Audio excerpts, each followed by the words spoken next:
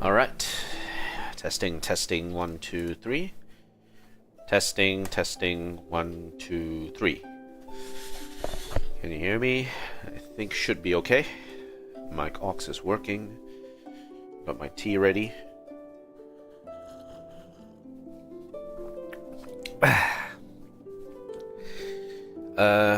Game capture as well as tea drinking capture. Trust.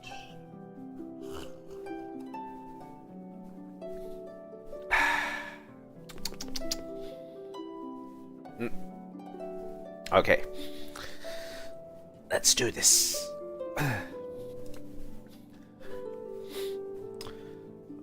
In 3, 2. Hello everyone and welcome to another Gozi-san on the decks with your host Gozi-san. And today we are going to play more Genshin Impact. And why are my iPads all over my bed? I don't know. But I know one thing. We're playing Song of the Welkin Moon update. So today we are going to try and do Act 3 of the Song of the Welkin Moon update. Storyline. And then from there we'll see where we go. But first, what we're going to do is we are going to do dailies and work out from there where we're going to go. In the meantime, I've been doing a lot of mining of ores as well, because I need to level up some materials heading forward. So that's why I've been in Liyue for a bit. So that has been a lot of mining that I had to do. In terms of quests, we have Saurian Sojourn event as well. And we also have a bunch of quests that we haven't completed, but we're not looking at that at this point in time. Okay, so where do we go from here? First, let's see how much resin we have. We have 74 resin. Now, our target is to level up Flynn's. Flynn's is currently level 60. Blech. And we don't really have that much Mora to spare on him. So it looks like we are going to do Mora farming for that. So let's see. 1 day. 175. Okay. Mora farming it is. So let's go find a good place to a Mora farm. We're not Aura farm. We are Mora farm. Koseki village. Do I want to do Inazuma? Or do I want to do somewhere else? Sumeru. Where's Sumeru at? Okay, so it's in the desert, so it's eremites. We have tons of eremites materials already, so that's probably not going to be where we're going to farm.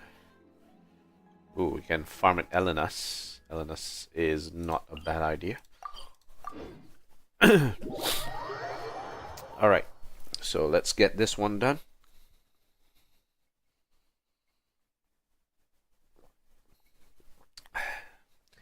We'll get the dailies done for a little bit. And then after that, we are going to do the Act 3 of Song of the Welkin Moon. Alright, let's do this.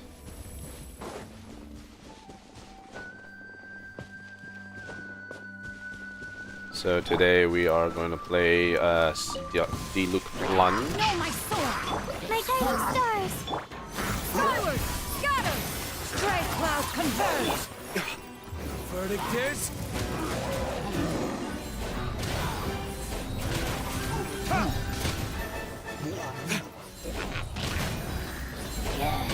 Oh, that was an insta kill.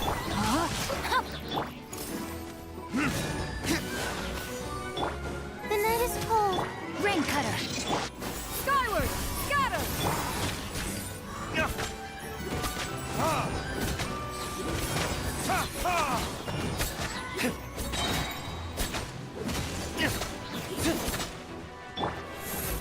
Aha. Rain outlines your fate. Yeah, skyward, scatter. Dive bomb.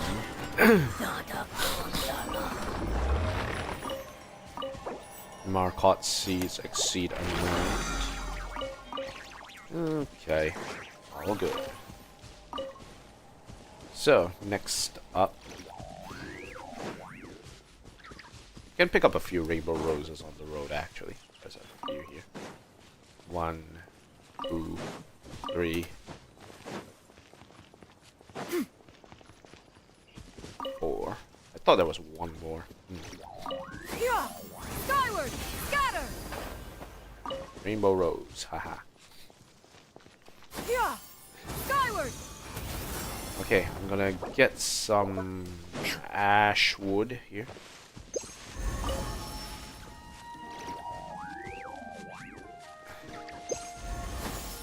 Skyward, scatter. Alright, let's keep it going. Not now. Don't be scared. Make way for the Adeptus. Skyward. Burn!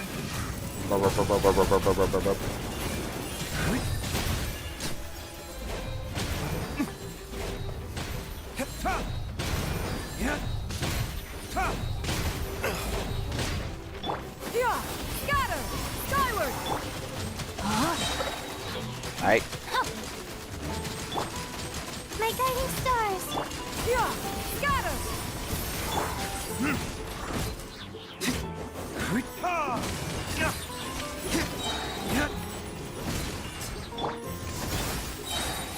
Skyward, scatter.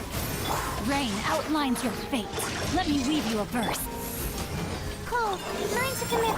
Yeah, scatter. Skyward. Seize the skies. Blast him.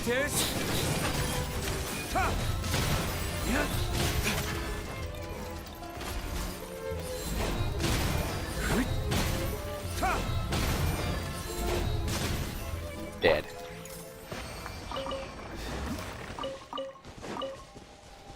Xingqiu doesn't really mesh well with D-loop plunge. It is very obvious that it doesn't work that well. Also, I need crabs. Time to act. Crabs. No, my sword. Yeah, scatter. Skyward.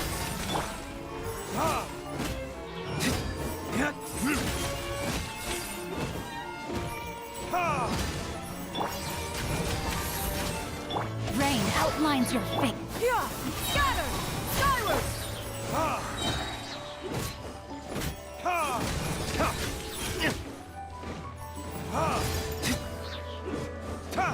Come on. Why are you running away?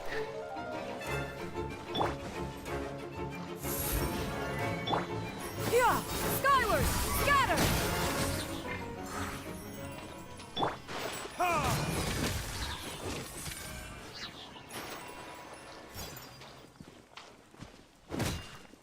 Sorry, you. There shall not be any witnesses.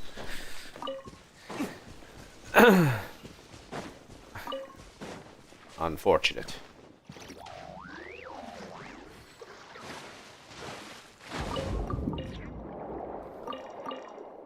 Wasn't there like a Ah, there you are.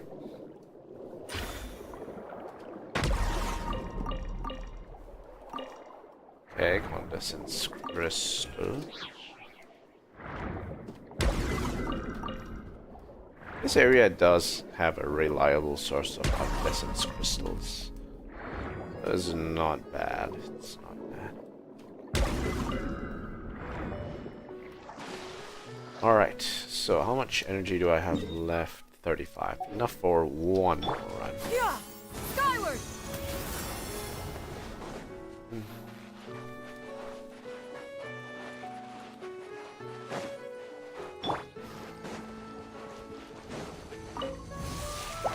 Rain cutter.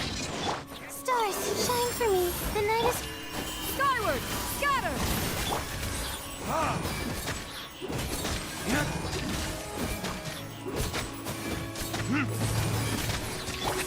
Skyward. Scatter. it. Huh? Time for Burn it down. retribution.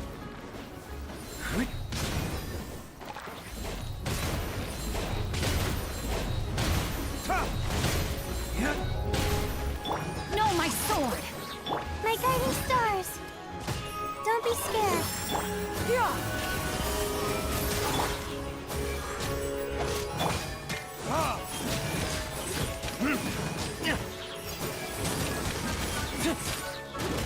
Witness the power of Gugwa. Huh? Skyward!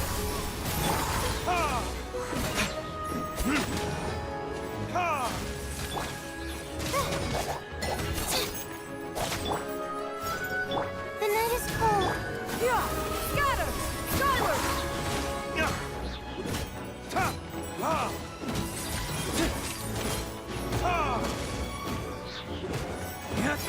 No, my sword. Huh? Scatter! Skyward! Eh. It's not the most it's not the greatest setup right now in terms of damage. I'm not exactly sure how to enhance the damage because I think what the main issue is that I'm having issues with getting a consistent amount of output damage in terms of the rotations for this particular team. So right now it's kind of meh when it comes to the rotations. Oh well, what can I do about it? I try my best, but again and again it just doesn't seem enough.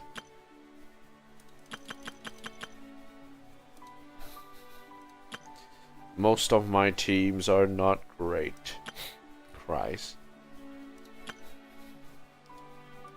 Bennett Overload, Tainari, Bloom, Freeze, Freeze, Escoffier, Freeze. I'm gonna deploy Chaska again. Candace is not the best character to use on Chaska. You want to have someone who is able to passively support the damage. In terms of, like, if we sort based on if we filter based on Hydro, the best is still far and away for Arena, but I'm sure there's other characters that I can use. Aino is another way to do this. Xingqiu, not necessarily, because Chaska uses charge attacks, so not really the best use of him. Mona is okay. Mona is fine, and I think she's already Friendship 10. I'm gonna try and see if I can use someone who is not Friendship 10 for this. Barbara. Barbara, yeah, Barbara is also Friendship 10, so it's like, I know could use some work, but I haven't built her yet. Nilu is okay, but she prefers Bloom team, but yeah. Xingqiu is Friendship 8.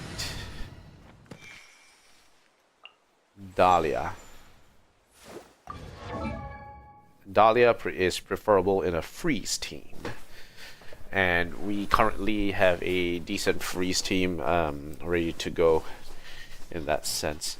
Though I do want to check on something. His is focused on what is it called? On shielding, right? Not really about nothing really related to healing at this point in time, at least for him. Okay, so to begin, let's go to Nod-krai. There is one thing that we can do as well as a supplement after we complete Act 3, and that is go through Flynn's character in terms of looking through all of the quests that he is involved in, and see where he how he can sort of interact with the Nod-krai elements. I know that he handles like these Lightkeeper areas here, and we should have these marked out. We have these marked out. They will be removed once we're done with that section, so we should be fine once that actually goes through. So that will be something that we'll be doing as part of this. In terms of our quests, we have done 120. Yeah, let's go check out. Let's go to Nod-krai and go to the Adventurers Guild. Let's start Act 3 right now.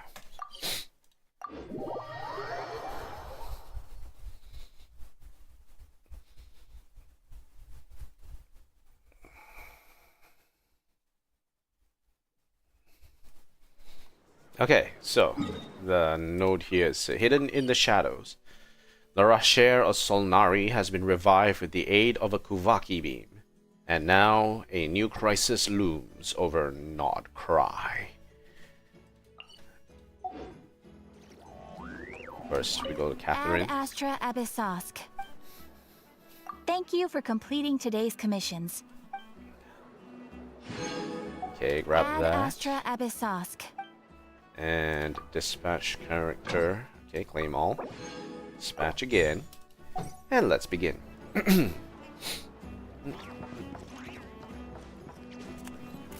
am I speaking to?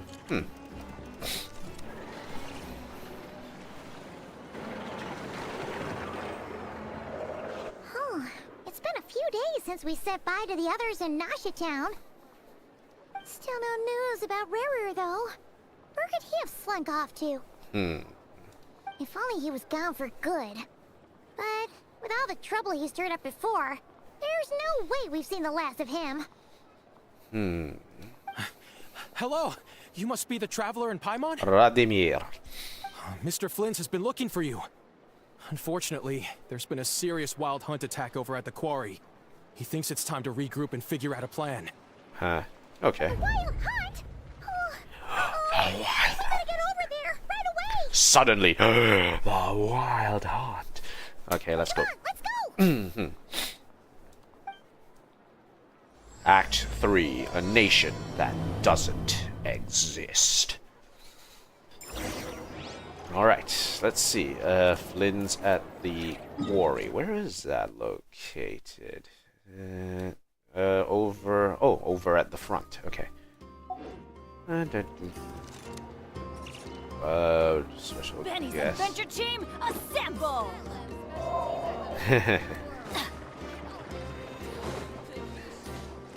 Another thing we can actually do as part of Nasha Town is we can actually go and visit some of the characters that we have done over with the Proof of Cognoscenti questline. So they're somewhere around in Nod-krai, and we can actually take a look and see where they are at that point, at this point in time.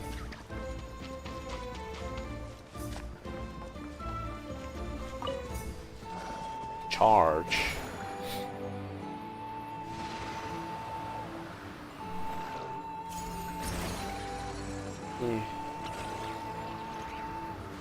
That should be somewhere here. Yep, here they are.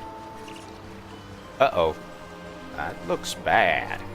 That looks very, very bad.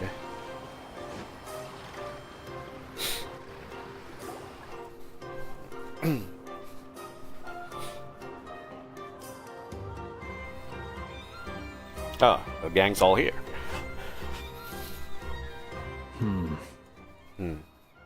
I can barely sense any Kuvaki at all. This whole area feels like a soulless husk. Looks like his appetite truly is insatiable. As if the power of that energy cannon wasn't enough. He's not seriously still getting stronger? What's his endgame here? Ah, everyone's here already. Hey, we made it. So, what's going on? We've all been on high alert since we split up a few days back, expecting Rerir to strike again. But it's like he just vanished into thin air. No one has seen him nor found any trace of his presence. That is, until this morning, when a ratnik found signs of wild hunt activity while out here on patrol. As you can see, the crystalline itself is physically intact, but the Kuvaki it contained is all but completely diminished. And we're sure that Rerir did this. Who else? He's the only one who could pull off a stunt like this. Kuvaki loss has reached critical levels.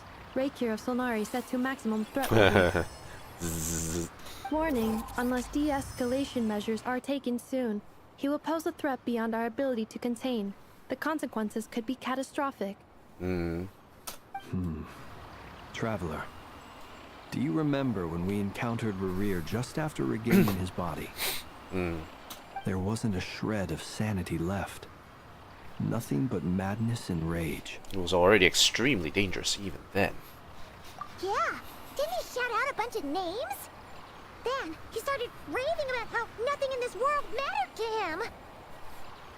Oh, Paimon gets chills just thinking about it. Oh, but the thought that he's still out there, lurking somewhere in Nod-krai, waiting for his chance to strike? Oh, even chillier. Chillier. Last time we fought, we were already at a disadvantage. If he has such overwhelming strength, why would he suddenly go into hiding?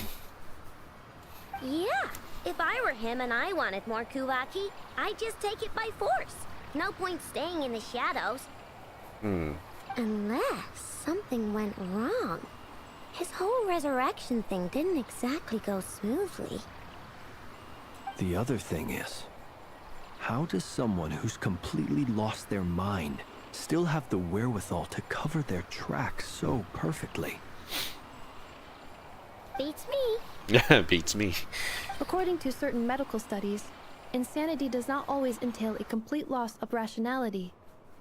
It may be that he is simply living in a world of his own. That actually sounds about right. He was ranting away to himself the whole time, like he had zero interest in talking to us. There are many unanswered questions here. He could be right under our noses, and we'd still be in the dark. Besides his name and title, we know little about him. Certainly nothing about his past, or what he might be hoping to achieve. Exactly. And we wouldn't even know where to begin looking. Even Boss hadn't heard of the Reikir of Solnari before all this. I'd be willing to bet that even if we gathered together every scrap of intel in Nod-krai, we still wouldn't find more than, like, 3 useful facts about him. So, if we do nothing, he'll just keep getting stronger. And if we want to investigate him, we have no idea where to look. Last time we had Marionette and her big robo-buddy to help us, and we still barely held our ground. If we had to face him alone... Oh, Paimon's head hurts just thinking about it. What are we supposed to do against a threat this big? Well, I do have a little hunch about his next move. Given that he attacked the quarry, I'd say it's likely he'll target other places rich in Kuvaki. Somewhere like the Eye of Krati, or the Pillar of Embla. One thing's for sure. If we just sit back and let him keep absorbing Kuvaki, we really won't stand a chance against him. A perfectly reasonable hypothesis. However, it is worth noting that these two locations are quite far apart. To investigate them both, we'll need to split up. I agree, we should split up. Right now, Rerir's goal seems to be gathering Kuvaki, not fighting us directly. Once we're done, let's regroup on Hisi Island. Wait, why Hisi Island? If I recall correctly, your largest goddess statue was carved from Kuvaki-rich ore, was it not? That's right. Yes, it could well be a potential target of his. I should head back and start evacuating the pilgrims.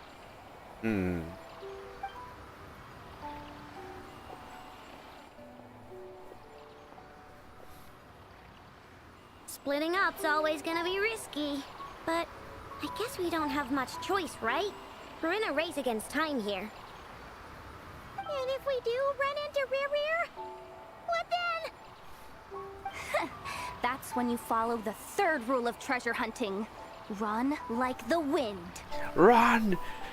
Bravely run away! Bravely run away! Didn't you say the third rule was go with the flow? Eh? I don't know. Did I? Anyway, whatever. In this situation, go with the flow means go find backup. Agreed. If anyone finds so much as a trace of Rerir, do not pursue him. Get out of the area and alert the rest of us as soon as possible. We need to put safety first. All right, we'd better get moving. Come on, Inefa, let's go. Mm-hmm.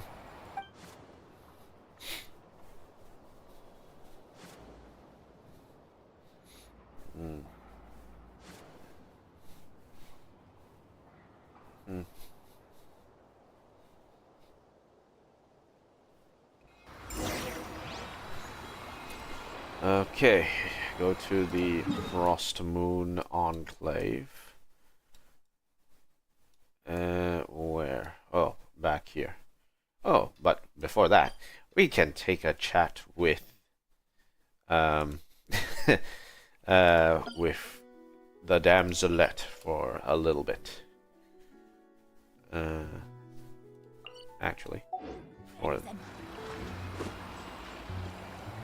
before that, let's do a little side tracking.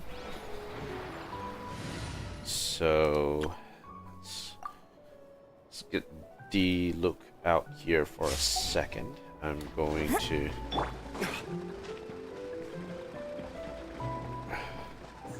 check on the mine.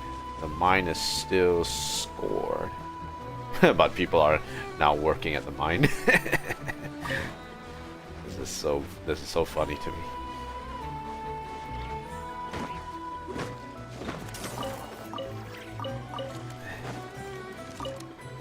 You guys still mining chunks here when it doesn't really have any Kuvaki left.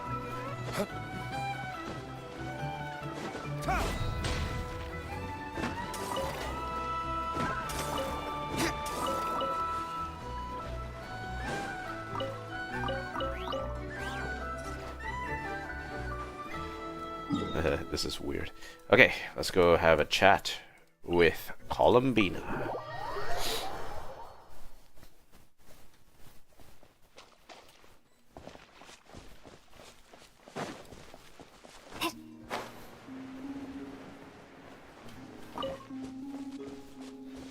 A little to the left. A little to the right. Yes. Well done. A little to the left. A little to the right. Yes. Well done. What is going on here? The atmosphere is a little unusual today. Are you decorating this flower field, Columbina? That wasn't me. It was them. These two. You mean the Kuhenki? Yes. These stones emit a faint light upon absorbing Kuvaki. The Kuhenki are quite fond of them. So they just put them on the ground and play with them? Not exactly. Come over here and look. Huh? Ooh, it forms a picture when you look at it from above. Seems we're a chunk short though. That's right. I need to go collect some more. Oh, so you're heading out? Yes, I know just the place. It's graced by the moon, so these kinds of stones are abundant. Want us to come with? Sure. Then let's get collecting. We want to see what the finished picture looks like, too. We need to protect the damselette.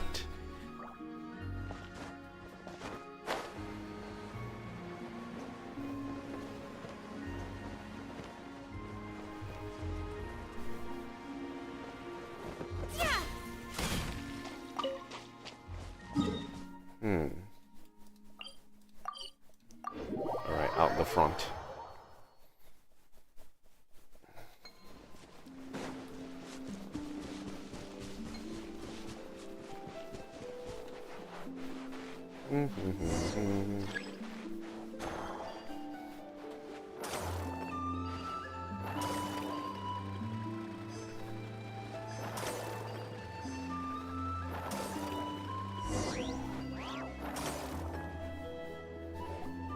This should be enough, right?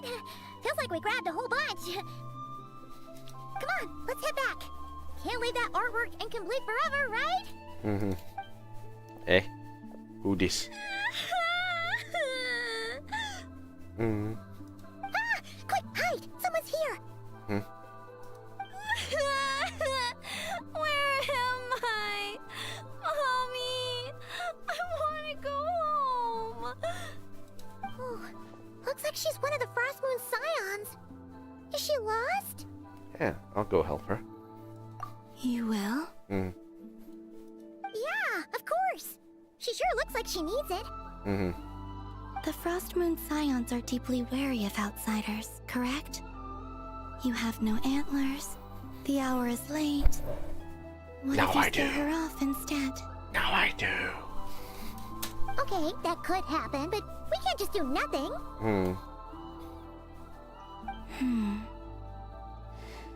Come with me then. Huh? You have an idea? Huh?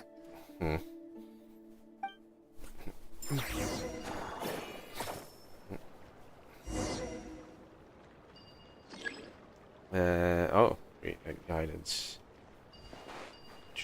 Doot. Doot. Doot.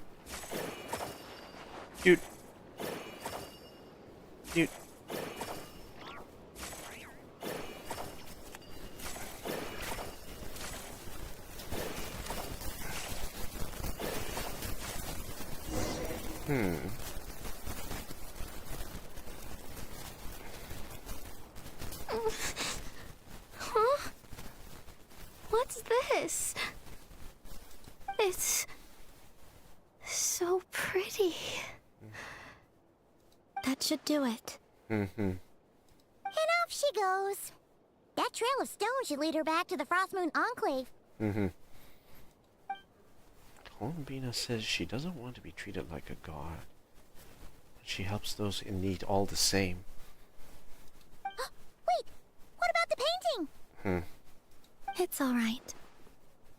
We can finish it some other time. I like watching people find their way back home, to the place where they belong.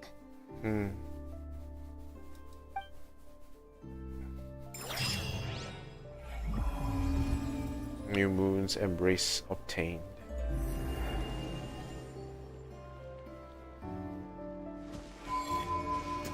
Alright, nice. That's good.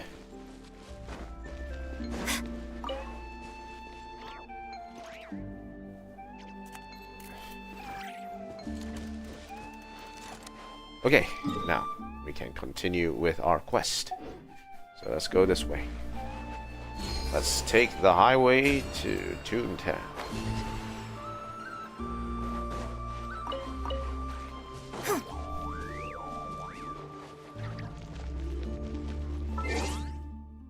Already set up change.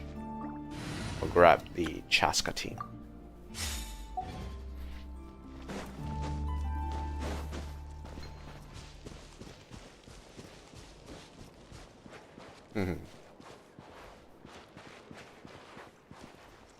This one's already been solved, so there's no need to go through that. Alright guys, I'm here. Any leads? Nope. Diddly squat. No clues to where he might be hiding. It's like he's a ghost. It feels like we're sitting on a powder keg that could go off at any second. I hate this feeling.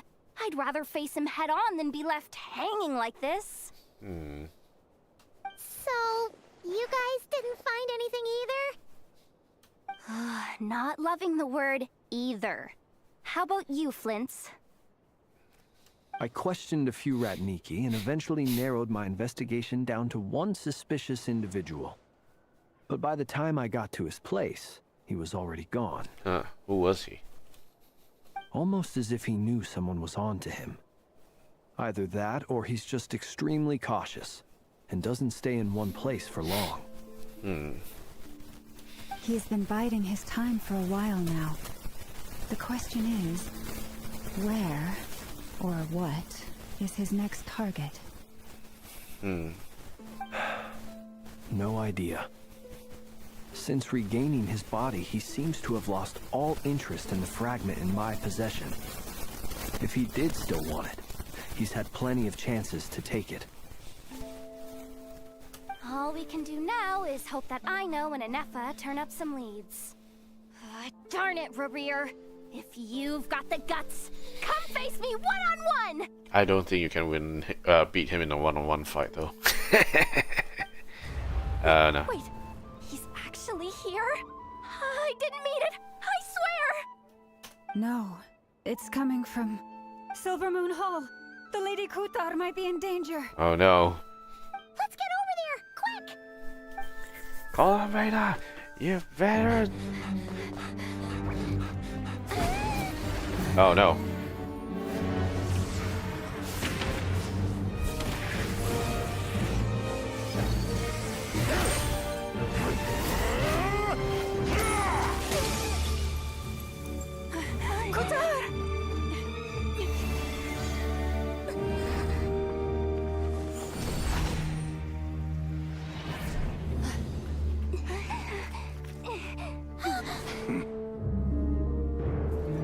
Why is he attacking the damselette? What's going on? No time for questions. Stop him!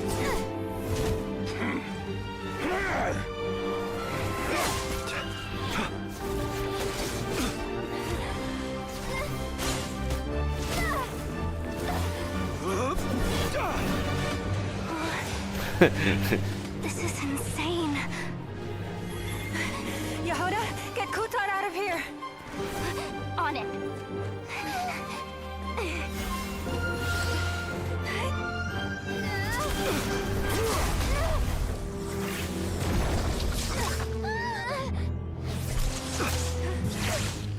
Look where your feeble light has gotten you. Now, you shall plunge into darkness. Thalindus, soon, I will find a way. Watch out!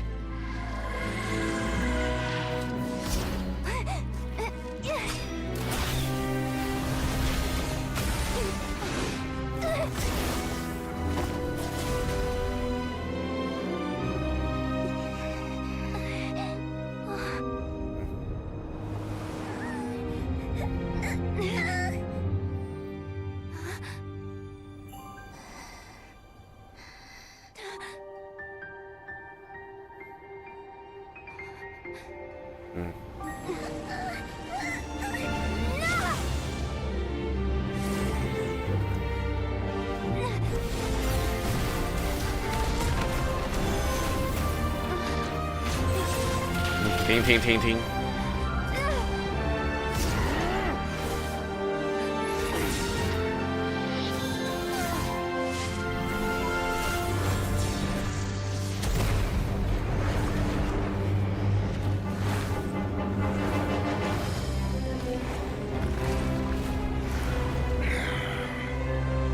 Find them, even if it means turning this place to ashes.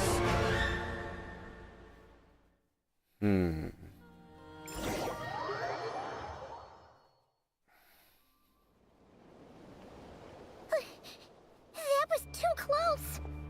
Where the hell are we now? We barely made it out of there alive. What's that guy's deal? How'd he get so crazy strong? It's one of the 5 sinners. That probably wasn't his full strength. He's a threat to this entire nation. I doubt his strength could even be measured by conventional standards. I have a question. When me and Anetha showed up, we saw him chasing after this lady like he wanted her dead. What was that all about? We weren't there for the whole thing either. They were already duking it out by the time we arrived. Yeah, we didn't see how it all started. It all escalated so quickly, we had no choice but to step in. Kutar, can you shed any light on the situation? Kutar. Cross-checking database. I see. So you're the one that the Frost Moon Scions refer to as the Moon Goddess? Wait, she's the moon goddess? Oh, no wonder she looks just like all those statues. I know. Finally, she knows. There are many reasons why people might worship the moon. And just as many why they might despise it. I've never met that person before. But there was no mistaking his deep-seated hostility towards me. Why he holds me in such contempt, I cannot say. But since he hunts the power of the moon, it's no surprise that I am a target.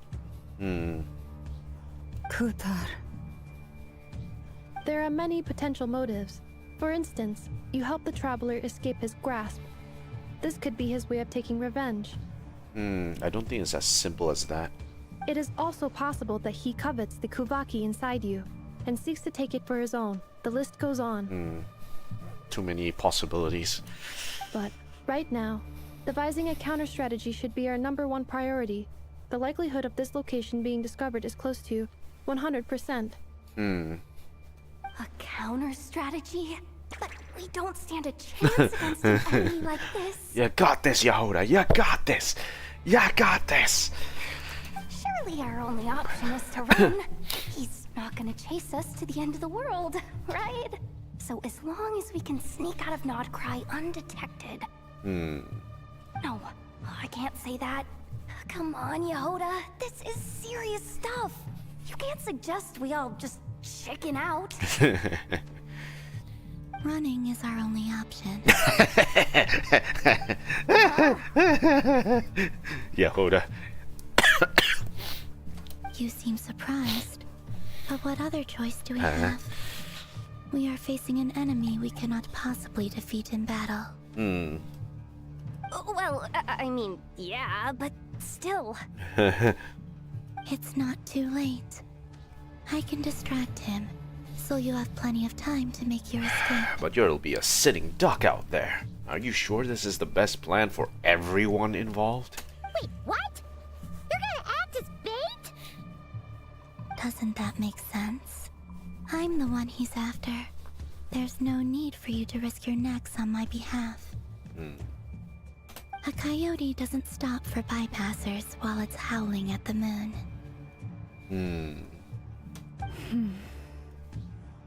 What is it, Loma? The Frost Moon Scions have already grown accustomed to life without their goddess. My presence here is no longer essential, and this is not my home, so you needn't ask me to stay. We can't just roll over and let him get away with this. That's not our style. Yeah, we can't just call it quits after everything we've been through together. Besides, she'd pretty much saved my life back there. If I just ditched her now, I'd never forgive myself. Yehuda. Poor Yehuda. We can't overlook that you have saved our lives multiple times now. To talk of returning the favor would be a little crass for my liking. But suffice to say that we are friends, and friends look out for one another. Oh god, Flint. Riri's true objective remains unclear. Even if we were to sacrifice Miss Kutar, there's no guarantee he would stop. Running away won't solve anything. We need to figure out what this is all about and fight to that point. But Kutar, I know why you left the Frost Moon Scions so long ago. It was because people started treating prayer as a form of trade. They would make self-centered wishes, force you to accept meaningless offerings in return, and then expect you to perform miracles for them, as if that were their entitlement. If it were me, I might have walked away too. But I believe that time can change everything, and that sometimes it takes losing something precious to appreciate its true worth. After much reflection, I've realized that this was never about whether the Frost Moon Scions need you. Any relationship based on need is purely transactional. What I truly hope is that you'll choose to stay, not out of obligation, but as part of our family. You were born here, and now you've returned. Who knows? Perhaps it was the moonlight that guided you home.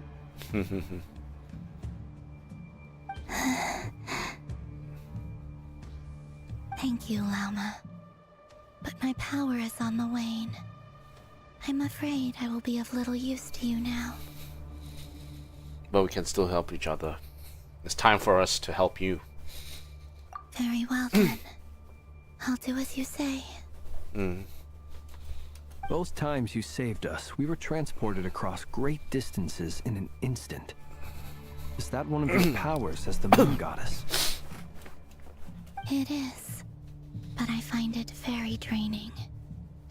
I barely managed to pull it off just now, and it will be some time before I'm strong enough to do so again. Rejected by the world, my power is dwindling. Like a lake, cut off from its source, slowly shrinking away. Now, it has almost run dry. What do you mean, rejected by the world? The three moons belong to the ancient bygone era in which they came into being. From the moment I was born, the world itself has been steadily sapping away at my strength. That's why we need the moon marrow to borrow the eternal moon's power. The three moons are not one and the same. As the goddess of the Frost Moon, I cannot wield the powers of the other two. Yet moonlight has a way of blending together. Each can reflect the other's glow. So when our fingers touched, I was able to restore my strength by drawing Kuvaki from the eternal moon's marrow. But this method of recovery is painfully slow. If only we could find the... Oh no. It's the Wild Hunt! Even faster than we expected. We'll have to finish this conversation later. See how those wild hunt creatures are running away from us. They're likely just a scouting party, which means Rerir won't be far behind. Then what are we waiting for? Let's get the heck out of here!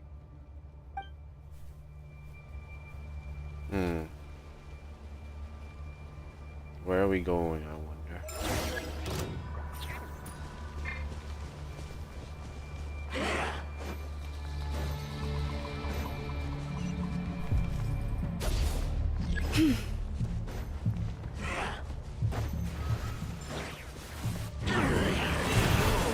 Be silent. Beware the creatures of the night.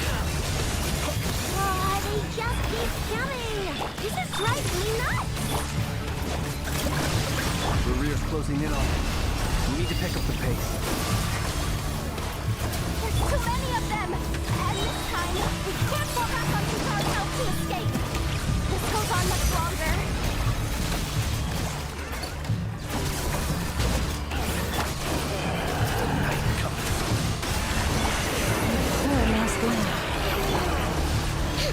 You on this!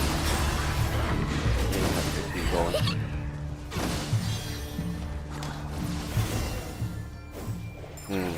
No, we actually have to break Adventure through. time!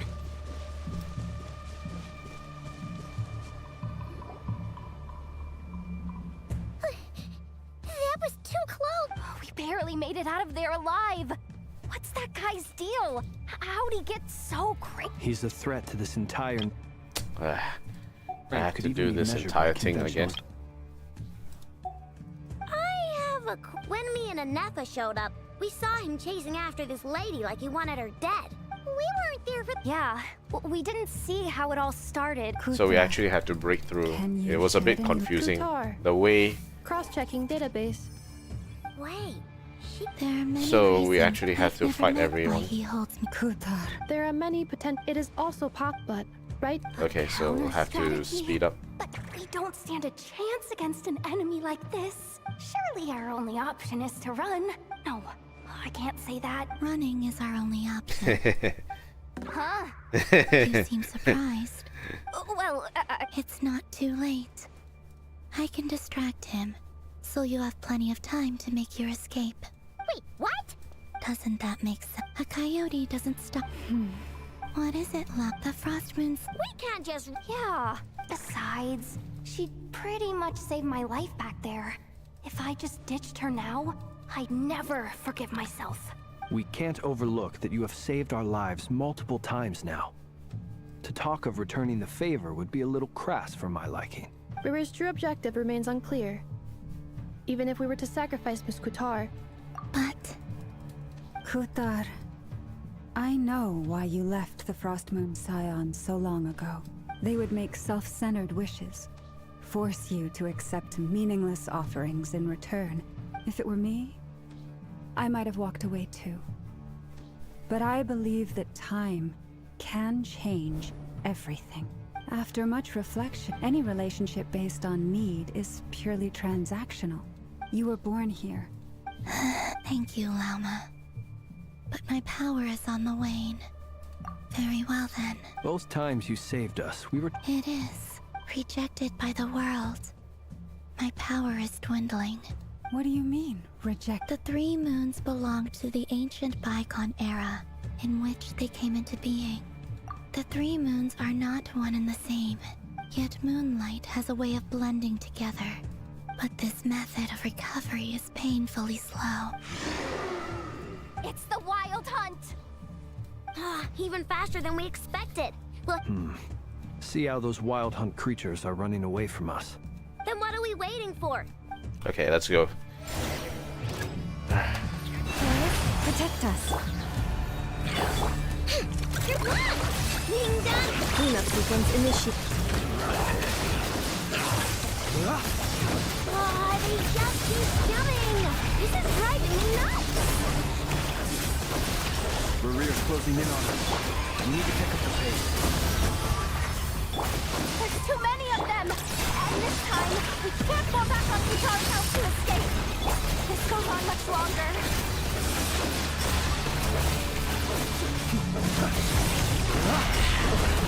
The long sleep beckons.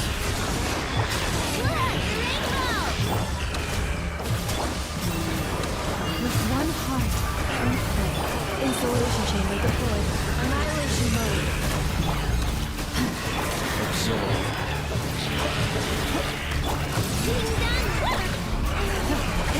Leave this place.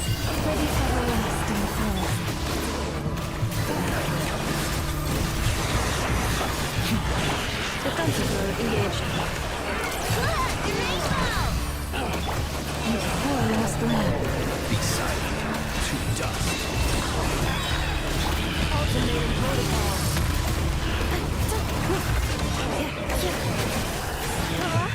Accelerating. Leave this place. The long sleep beckons.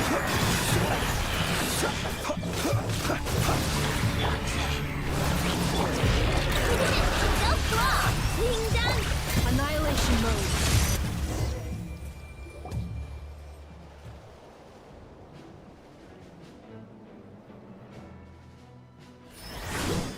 Ah!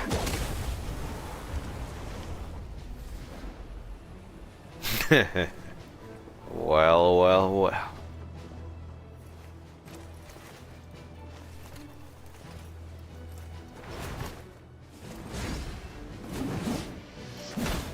Varka.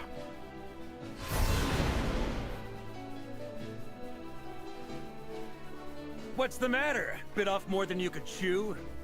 Hold up! Who are you? Uncle Varka! You're back from Amsvartnir? Mm-hmm. Whoa! You're Varka? Grand Master of the Knights of Favonius? We could save the intros for later. Right now, let's get you all out of this hellhole. Follow me. I know somewhere you'll be safe.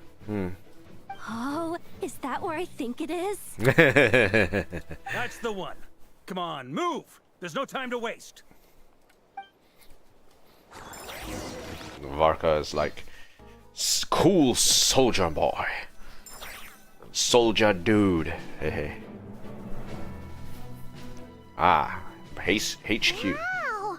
Where are we? This is so well hidden. Well, that goes without saying.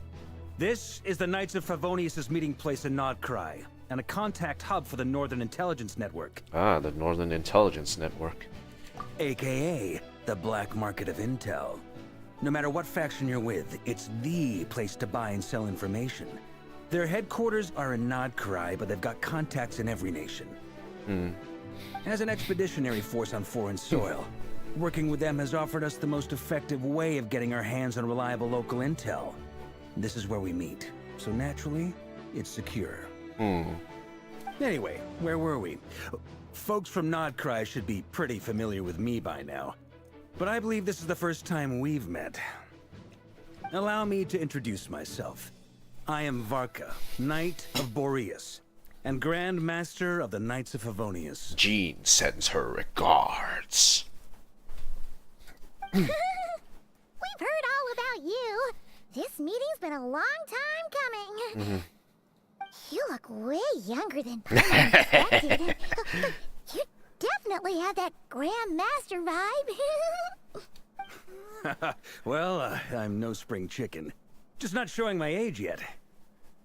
Definitely feeling some of that back pain today, though. Ouch. Rushed back from Amsvartnir without a wink of sleep, only to get right into another fight with that freshly revived maniac. Another? You mean you fought him before? Yep. He wasn't nearly as strong back then, but he was still a formidable foe. I brought some of the knights along to give him a little surprise, but he saw us coming from a mile off.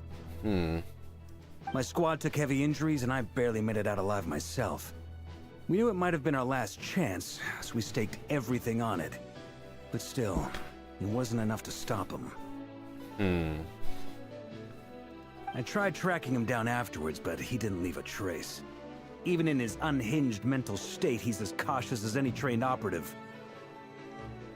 So, I decided to come find you. And as luck would have it, turned up to find you being ambushed by the Wild Hunt. The rest, you already know. Is that why he's been frantically absorbing Kuvaki these past few days? Because he sees you as a threat? Maybe I'm part of the equation, but even if I weren't, I'm sure he'd still be gathering power. He's clearly working up towards something. Note to self, Uncle Varka's strength rating is officially updated. Guess it's my turn to ask questions now. So, what exactly has been happening in Nod-krai? Why has the Wild Hunt returned in humanoid form? And why is it after you? That's a long story, but I'll try to make it quick. Okay, I know. Let's see what you got. Wow, I had no idea so much had happened. Sounds like you guys have really been through it. So, the Kutar is actually a Fatui Harbinger. And all this Wild Hunt activity in Nod-krai is the work of the Raker of Solnari, one of the 5 sinners. That's a lot to take in. Need some time to wrap my head around it all. I'm truly sorry, Mr. Varka. You stood with us against the Wild Hunt, and did everything you could to stop it from escalating into a full-blown catastrophe. And then, the one time you're away, it all comes to a head and all your hard work gets undone. You've got nothing to apologize for, Miss Moonchanter. You can plan 100 steps ahead and still slip up. That's just life.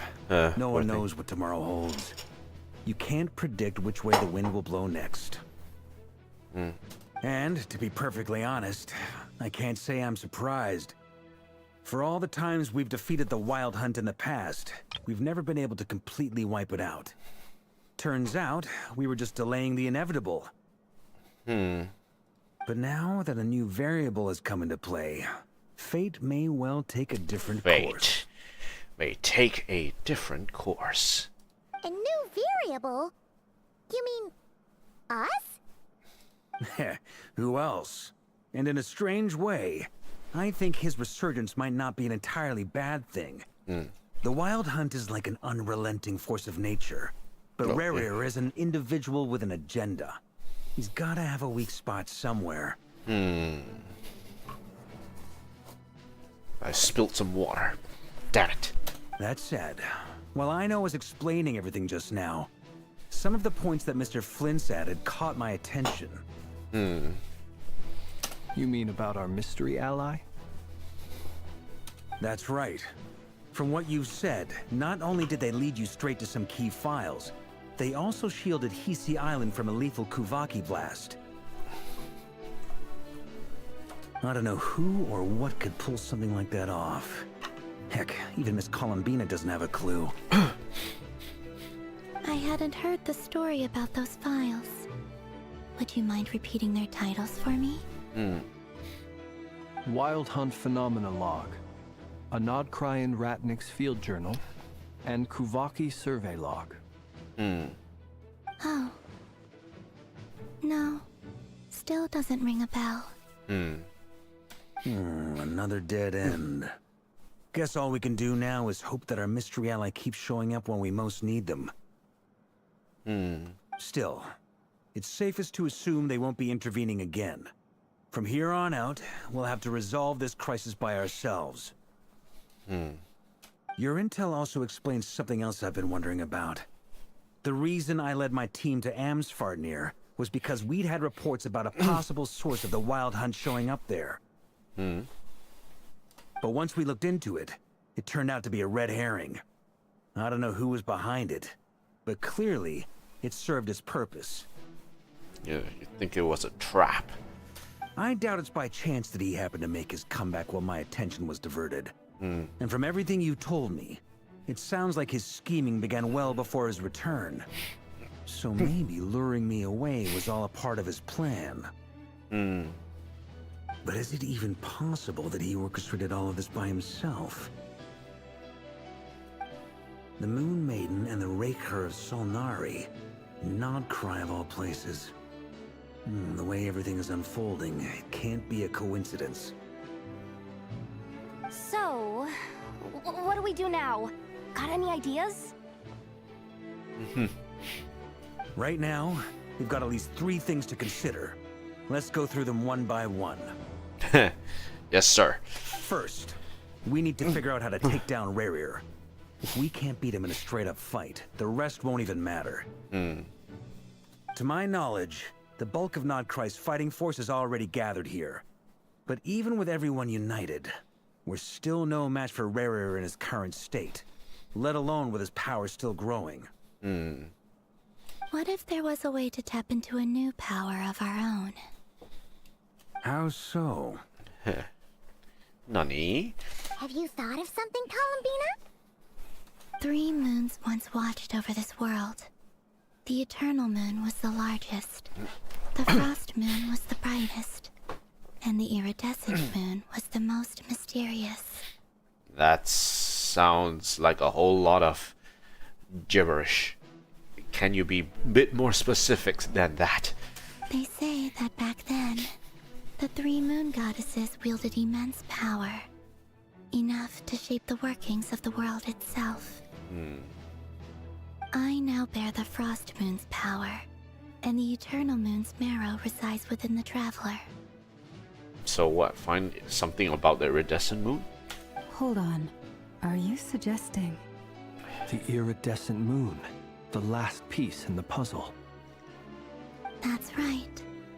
If we can find the Iridescent Moon's marrow, I will be able to regain my strength much more quickly. The 3 moons are said to stir the tides and illuminate all things. Perhaps they hold further secrets beyond our understanding. According to my analysis, this solution is feasible. However, it is subject to one major condition. How do we locate the iridescent moon's marrow? I know a way, but we will need to visit the Fatui's Experimental Design Bureau. You're going back into the den? The Experimental Design Bureau? Are you saying we need to involve Marionette? Yes. I must speak with Sandrone. It's a long way from here to the Experimental Design Bureau. There's a high chance you'll be spotted. You shouldn't go alone. The adventure that you're being is too dangerous. Here, take this. I will go with her. Then that's settled. Next up, our second priority.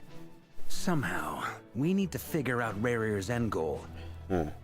As you saw for yourselves, when he was still in his wild hunt form, everything he did was for the sake of recovering his body and resurrecting himself.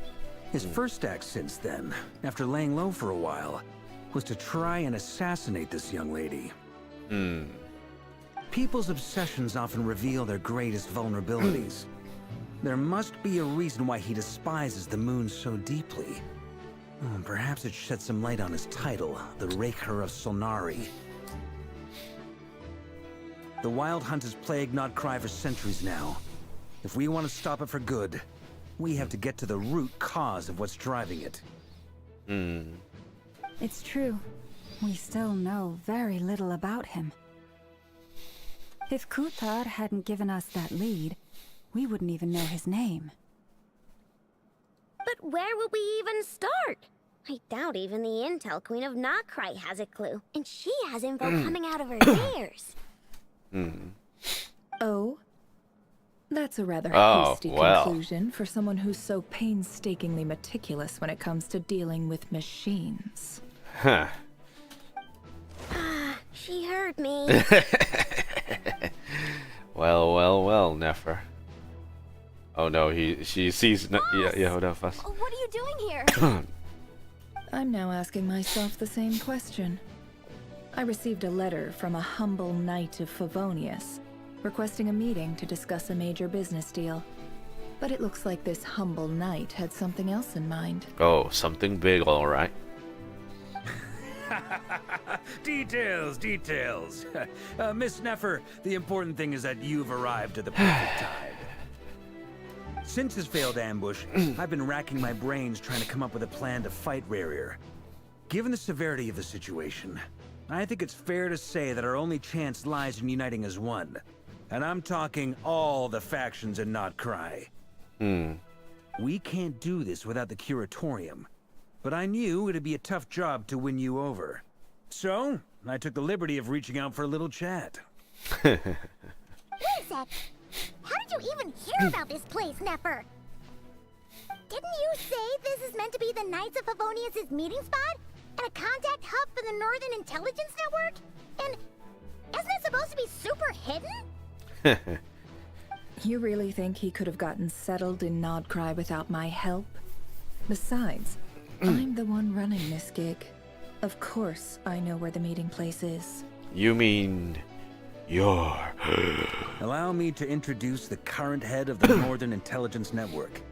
If it's intel you're after, she's your woman. Pretty much seen and heard it all. So you're running double the business. Please spare me the flattery. Let's cut to the chase. Seems like you've run into some trouble, huh? You bring Nefer up to speed. Well, this certainly qualifies as an unforeseen crisis. On behalf of the Curatorium of Secrets, I wish you all the best of luck. Wait, you're just gonna ditch us? So you're just going to sit this one out? Why should I get involved? What could possibly be in it for me?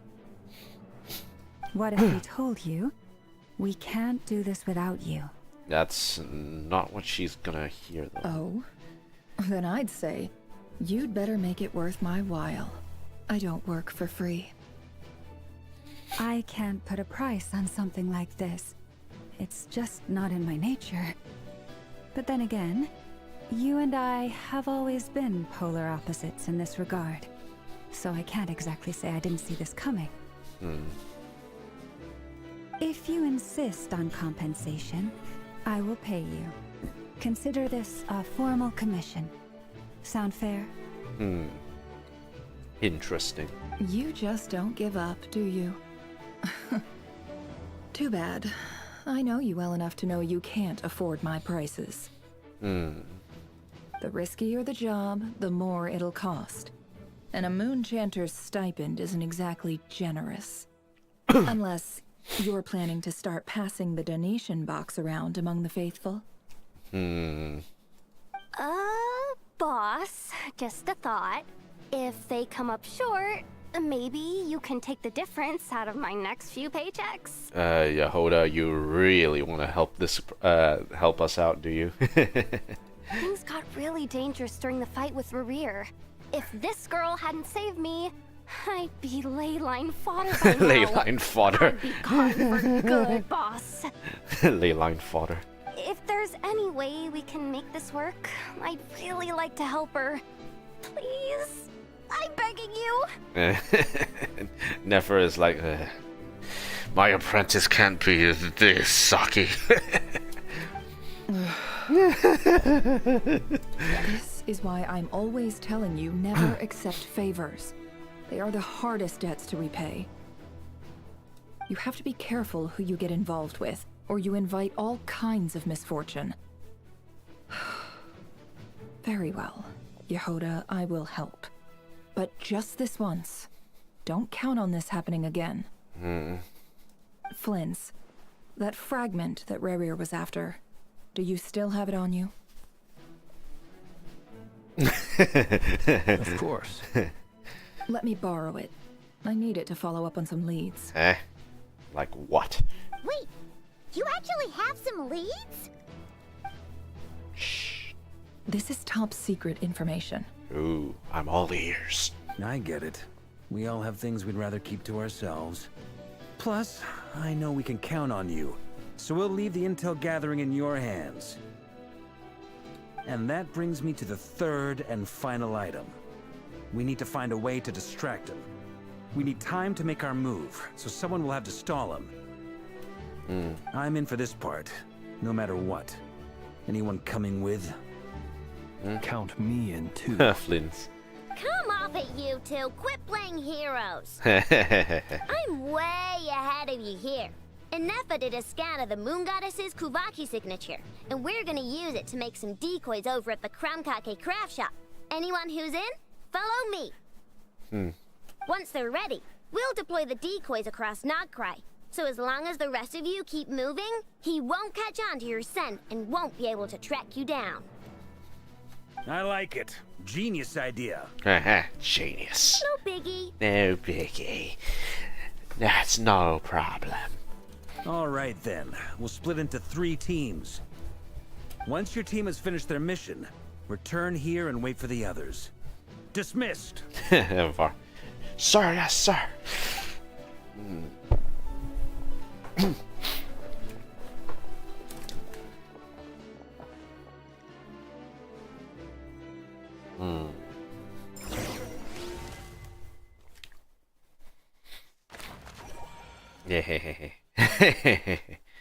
Step 1, Kuvaki Experimental Design Bureau.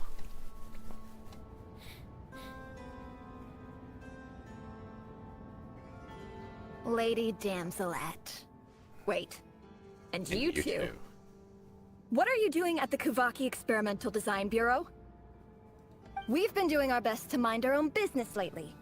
But if you're just gonna waltz up here like this, you're seriously pressing your luck. Don't blame us for doing what we have to. You do know who you're up against, right? You really think that's gonna scare us off? We're not looking for any trouble. I just want to see Zandrone. Do I need to remind you that you're still a wanted fugitive for deserting us? out of consideration for our former ties and the crisis we're all up against. We'll let you leave in one piece. But don't even think about trying to get inside. Let them in. Marionette. But Are you going to make me repeat that? no, my lady. Oof. Burn. Sandrone seems to be in a good mood. Must be maintenance day. look at this damsel is like very smug. See, I told you she's in a good mood. Columbina.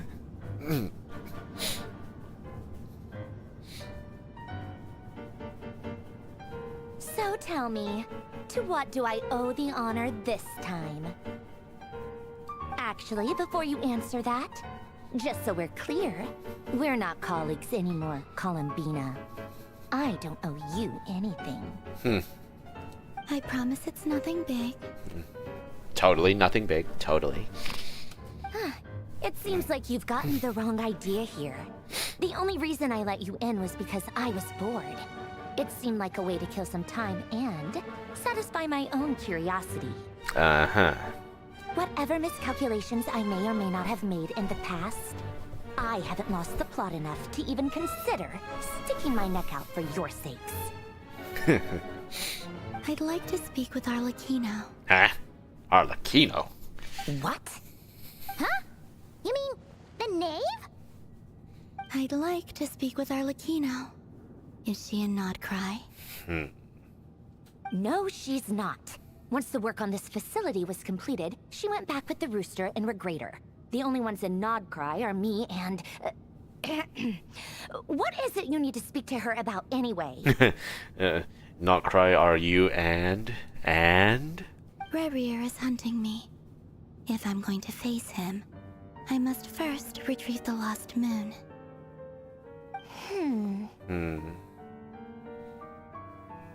The Crimson Moon, is it? Marriott seems lost in thought. She doesn't look surprised. She must know more than she was letting on.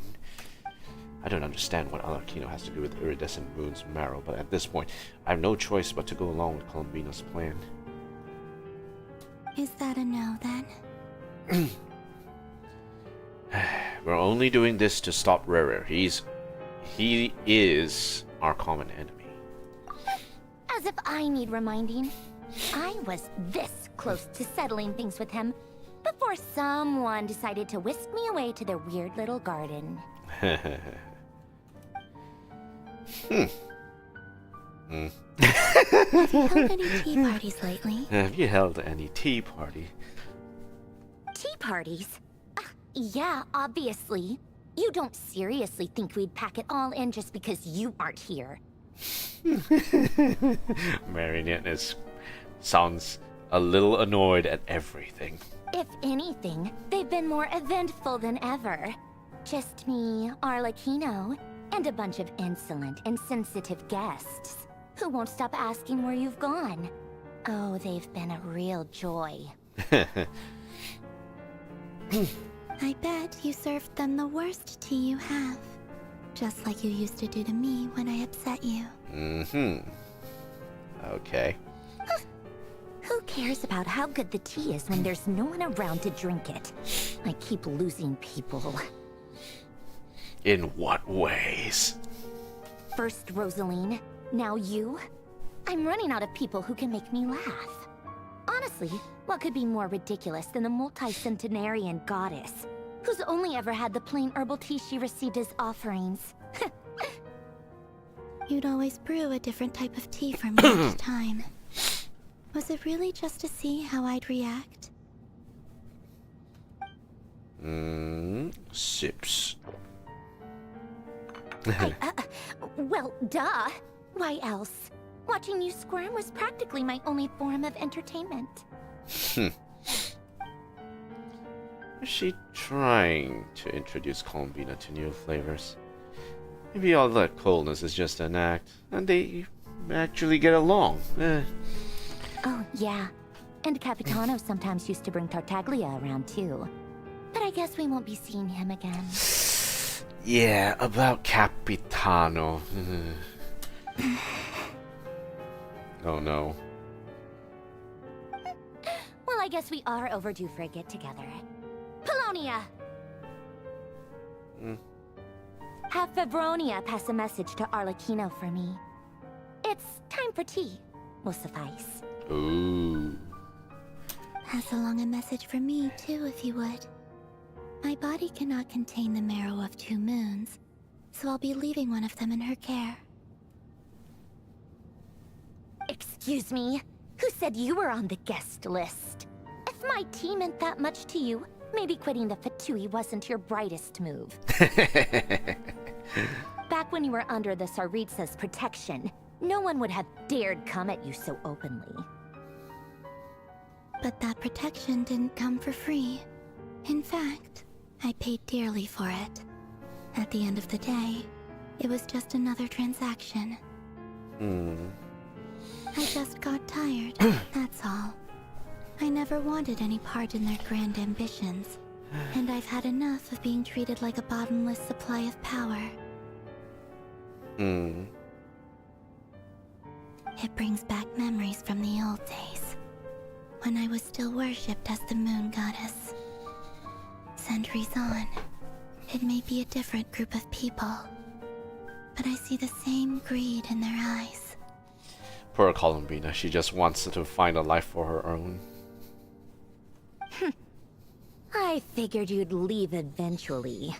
You didn't have as much of a reason to stay as I do. Okay, then why did you stay then, Marionette? The Tsaritsa gave you shelter and protection, but that was it. Nothing more, nothing less. Meanwhile, the Fatui demanded everything from you in return, until it was more than you could bear. I get why you left. And frankly, I have no interest in dragging you back just because the higher-ups told me to. But if you keep hanging around with this riffraff, the next time we cross paths, we might be enemies for real.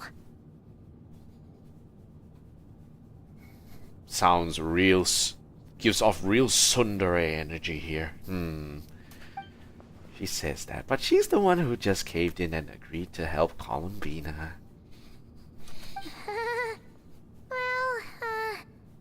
Guess that's our cue to leave. Alright, let's go. Better not let everyone else waiting. That might be your plan. But it sounds like someone else wants you to stay a little longer. Let me say. Huh? What do you mean? Right behind you. Listen. Huh? Uh-oh, no. Wild Hunt. My lady, it's the Wild Hunt. A horde of monsters is headed straight for the facility. Another uninvited guest trying to crash my tea party. Clear the area. I'll handle this. Wait, what? You want us to leave you here by yourself? You'll be lucky to make it out of this alive. You really think you can afford to worry about me? Go on, get out of here. You may have stopped Polonia from crushing him last time, but I've made sure that won't happen again. The entire Experimental Design Bureau is rigged for war. Oh. Alright. I guess we better run. Stay and watch if you want, but it'll be at your own risk. You're not flagged as friendlies in the weapons system. Okay, but I guess just be careful, okay? Don't tell me what to do! Look, if you're leaving, make it quick. Or you'll just get in my way. There's a secret passage on the 2nd floor. It'll take you right to the plains out back. Stare all you want, Columbina. You're not getting another invitation to my tea party. I know. But thank you anyway, Sandrone. I wonder what kind of tea parties Sandrone likes to throw, eh? This is exactly why you shouldn't hang around with those people. All their melodrama and sentimental nonsense is rubbing off on you. Oh my god. So extra, this lady is just so extra. Come on then, Mr. Right here. Let's pick up where we left off. It's your Wild Hunt monstrosities versus my beautiful creations. Let's see who comes out on top.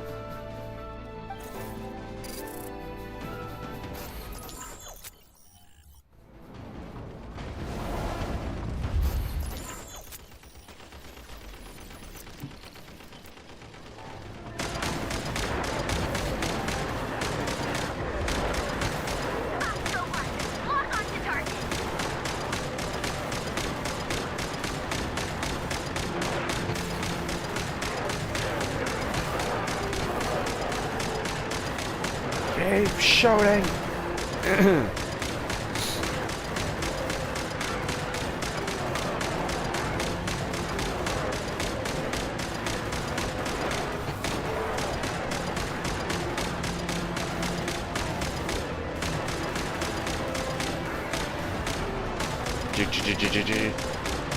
Yeah, ta ta ta ta ta ta ta ta ta ta. Yeah, ta ta ta ta ta ta ta ta ta. Kaboom! Kaboom! Good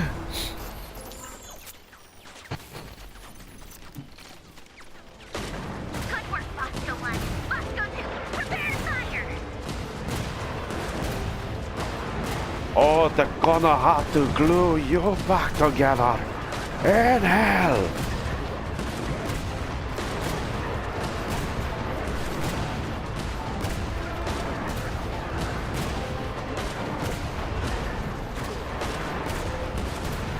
Turret.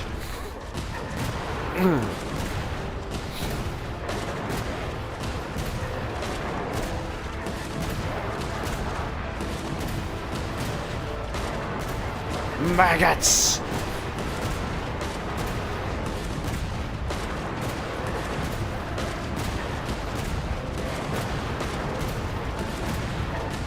Everyone you have seen a bit of one other thing.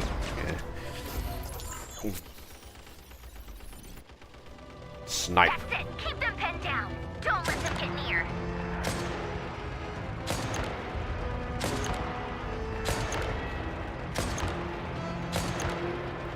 All your heads are bloody 12 feet tall. Who the hell is shooting at me?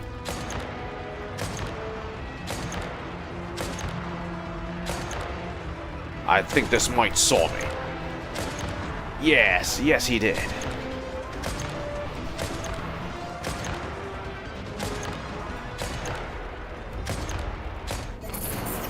Rotate out. Deploy all backup units. Get in there and hold the line.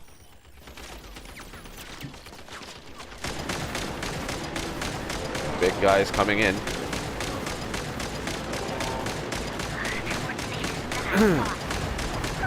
Whatever. This is where the real fun begins.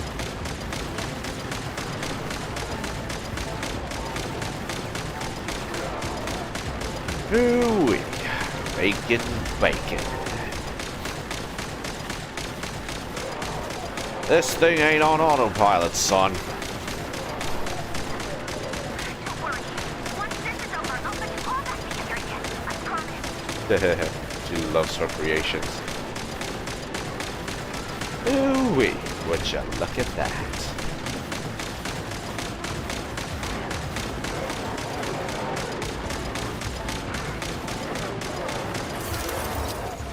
Machine is severely damaged. Finally, the Ranger himself. Time to... Huh? Where'd he go? Uh-oh.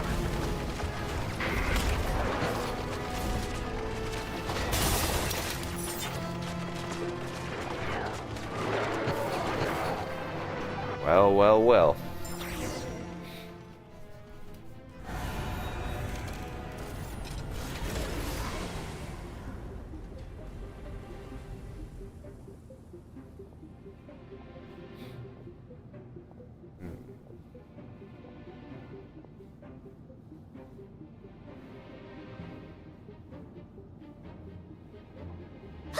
Palonia, get him! I've upgraded Polonia again since our last encounter, and uploaded every last scrap of your data. So let's finish this, once and for... She's not here. Where did she go? Hey, over here, you big... Curse it, Moon. Go. Keep searching. She cannot have gotten far. Tactical retreat. Boom.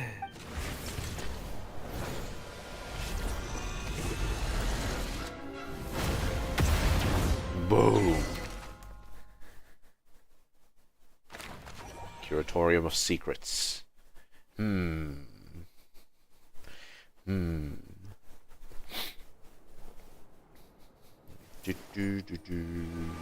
Unlock. Ooh, a big secret room. Yay. Incense burners. Ooh. So this is your method for investigating Rarir's past. It almost looks like some kind of ceremony. Good deduction. But it's quite a different affair from what you're used to with the Frost Moon Scions. And then Yehuda is like, what the hell do I do now? Whoa, first time I've ever been in here. Boss always said it was off limits, so I pictured some kind of creepy dungeon. But it's actually kind of nice. Oh, I guess this must be Sumero decor? That's where Boss is from. And that nice shopkeeper who sold me my treasure compass. Ooh.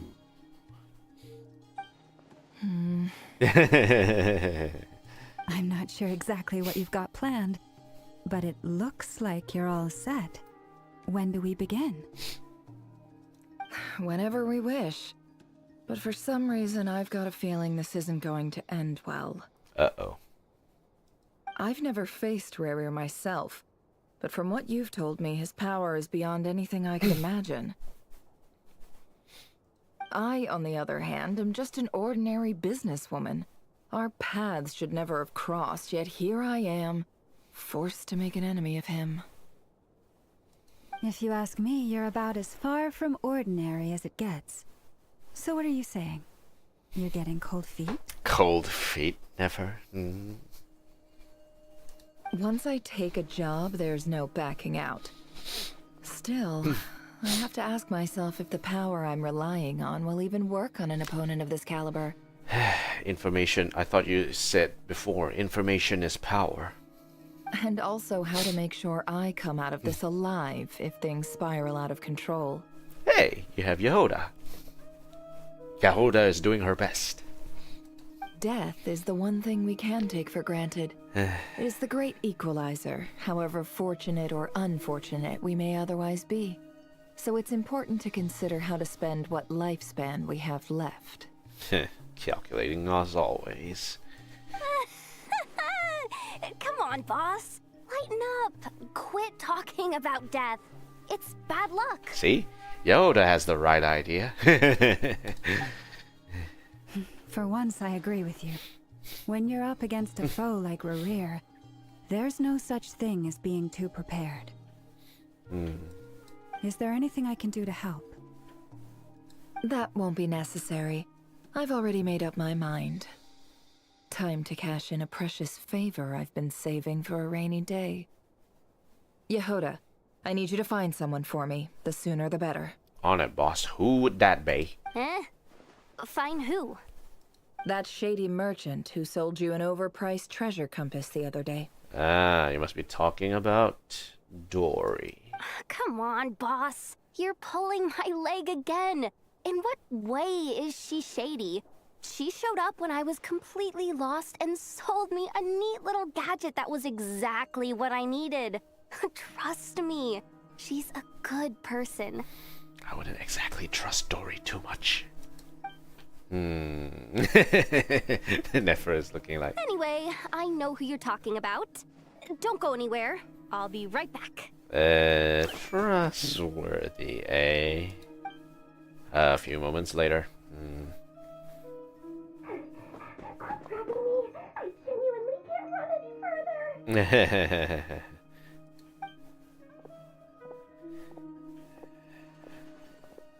Hey, aren't you?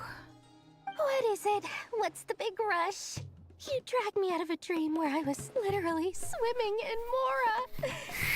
I'm charging double my usual attendance fee. See, look how easygoing she is. After that rude awakening, she could have completely snapped at us. But instead, she kept it together and just asked for an extra fee. Are you sure that counts as nice?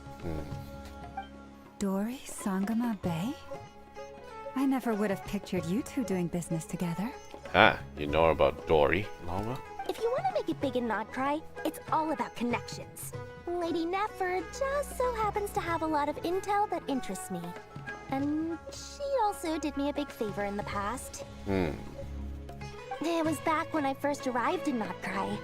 My trusty assistant, the genie in my lamp, had an adverse reaction to the Kuvaki and fainted. Really? And when you know it, that's when I suddenly find myself in a life-or-death situation. Good thing my compatriot was there to swoop in and save the day. I've been giving her a 30% discount off all of my goods ever since. Now, so that no one here feels left out, I'm willing to extend a 20% discount to fellow friends of Boss Nefer. Plus, any other friends you send my way will enjoy 10% off. What can I say? The great Lord Sangama Bay is nothing if not generous. So, let me guess. You've run into some trouble. I've got everything you could possibly need. And the more you buy, the more you'll save. You guessed correctly. What have you got in the way of survival gear? The one type of gear I've never been short on. What are you looking for? A jetpack fresh from the Academia's labs? An ancient suit of armor dredged up from the bottom of the sea? Wait. Could that be in... where is it? Fontaine? Like that, drowned area? At the very least, I need to know what kind of opponent you're dealing with here. If even you're worried about staying alive, it must be pretty serious. Once she says the name, her reaction will say it all. What if I told you it's someone with the power to bring a nation to its knees? Oh, come on. Don't be that vague. Is that so? Then we really are talking top-shelf treasures. I don't have anything like that in stock right now. I'll have to ask my supplier. Your supplier? A powerful woman, make no mistake. I can't reveal her identity, but luckily for you, I hear she's planning to visit Nod-krai in the near future. If you're willing to wait, I can ask her when she's here. Can't say exactly how long that'll be, though. Then, let me put it another way. What would you do if you encountered an enemy like that? Roll over and serve yourself up on a silver platter? Of course not. I have a handy little trinket from one of my generous suppliers, which... Hold on. What exactly are you getting at? No, no! This is for my personal use only! Let's just say I'm borrowing it, all right? Just for insurance purposes. You'll get it back later. Favors are the worst kind of debt to owe, and now you've got a chance to repay one. A win-win situation, don't you think? Fine. You can borrow it for 5 days. No, make that 3. And for every extra hour after that, I'm charging you 1 million more. Deal? Of course. Deal.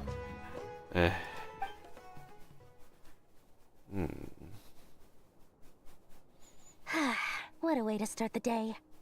Now, was there anything else you wanted? Or can I go back to bed now?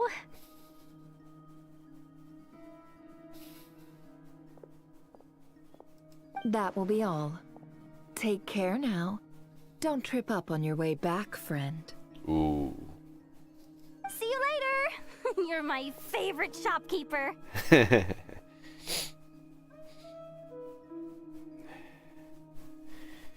Okay. Now, let's see how this thing works. Excellent. Everything is well and truly ready. The ceremony can now begin.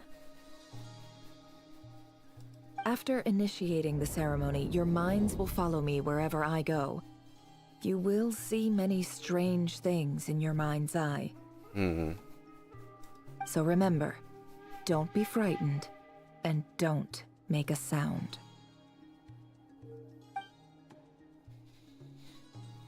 Nefer begins the ceremony. Now then, let us peer into the Raker of Solnari's past. Ooh.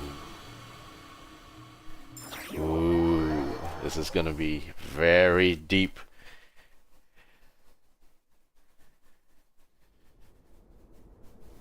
I made it.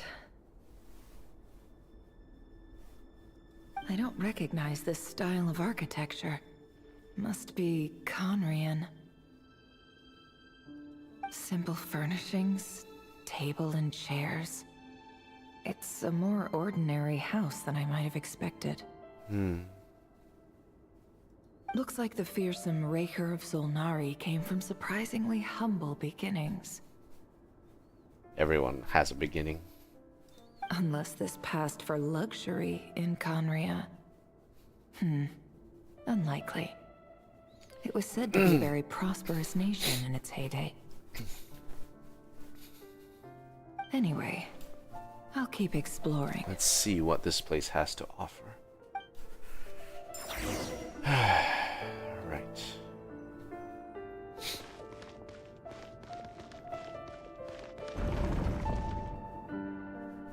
I think we'll have to come out here later.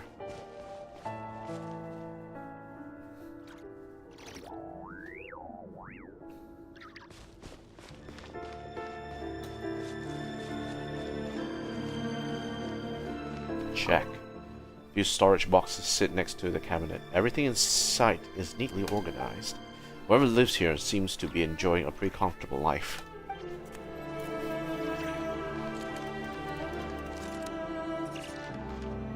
Ooh. Wow. So basically Nefer is pretending to be the Rakir Solnari.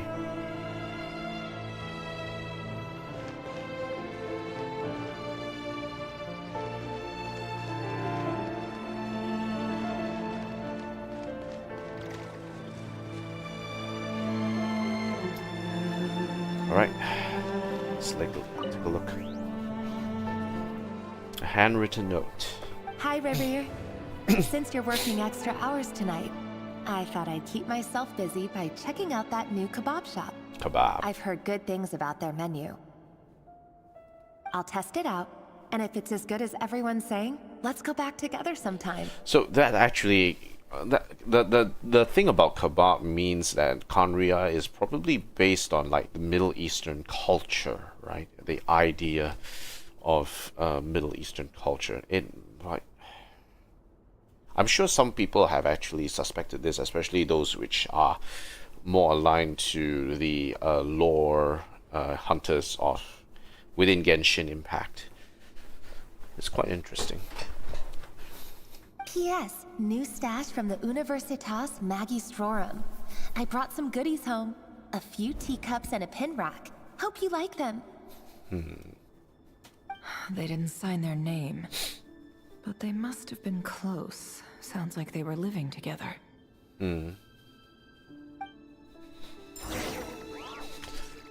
Alright. There's the diary.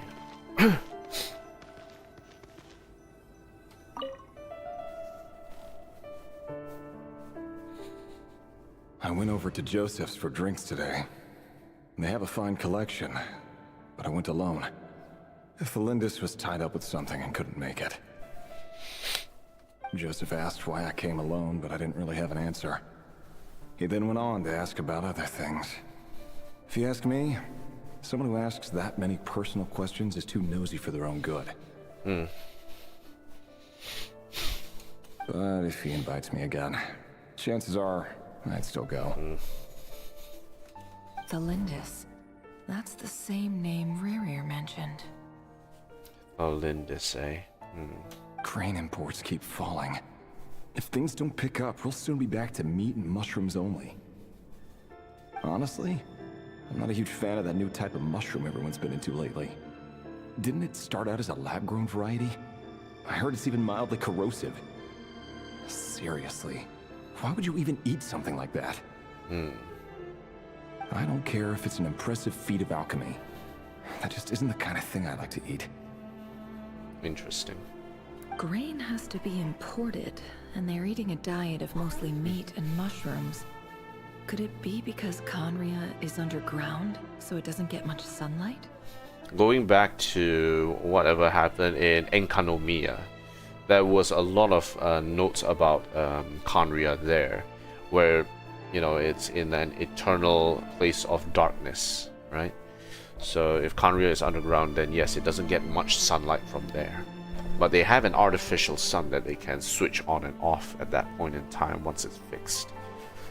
So yeah, this one is Enkanomiya sort of connection to it. That would explain why they use so much stone in their buildings. They even use alchemically modified strains for food. Seems like the people of Conria don't have many options when it comes to dining. I've just about saved up enough now. Time to buy it and keep it somewhere safe. Huh. Making a big purchase. I wonder what it is. Most of what's written in the diary are the mundane details of everyday life. It's clear that the author was an ordinary Conrian, or at least that they were passing themselves off as one. The author's handwriting doesn't reveal anything. It's neither showy nor stiff. In fact, it doesn't really leave any particular impression. He really is a professional. No wonder he's so good at covering his tracks. Despite what he's become, it seems like he's retained certain habits, at least in this regard. Okay. Near the end of the diary, you notice a page with a shallow indentation along the bottom. The previous page has been torn out. For now, its contents remain a mystery. Did Rerir rip it out himself? But pen marks like these leave a trace. With something like charcoal to add some color, you just need to find the right angle. When Nefer looks around, she sees a fine charcoal pencil on the desk. For long, she has restored the missing words. Compared with the forgettable handwriting from before, these lines have been scrawled in a rougher, more haphazard way, as if the person who wrote them was in an emotional state. Based on handwriting, he was rushed. Before I met you, I was convinced that my heart was nothing more than a stagnant pool. The burial place of a fallen moon. A withered, windless grove where the waters rested forever unrippled. It was you who helped me see that my heart hadn't entirely withered away. That it could still beat to the rhythm of love. This is just trivial sentimentality from the looks of it. Why would he go to the trouble of hiding that? The burial place of a fallen moon.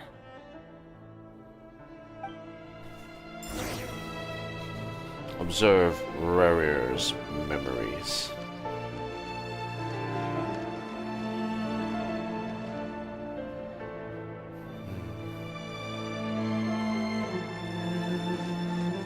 Alright, let's keep it going.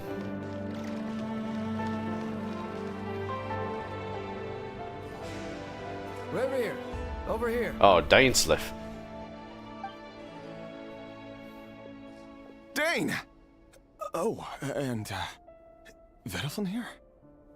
What a surprise to see you here, sir. Hello there, Rerir. You need not address me so formally outside of court. Obscured. To our frustration. He doesn't get that much free time, so I invited him over for a drink. Even the court prophet deserves a break every now and then, right? Well, I'm flattered.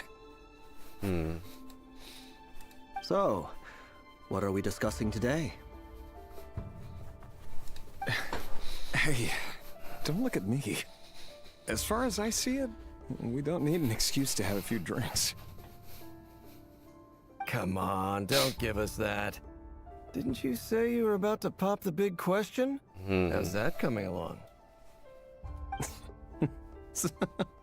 Who'd have thought the Great Twilight Sword was an even greater gossip? Oh. I just didn't expect you to be the first one to settle down and get married, that's all. Yeah. If you told me that a few years ago, I wouldn't have believed you either. So, are you planning to come clean about your job then? I'm guessing you still haven't told her.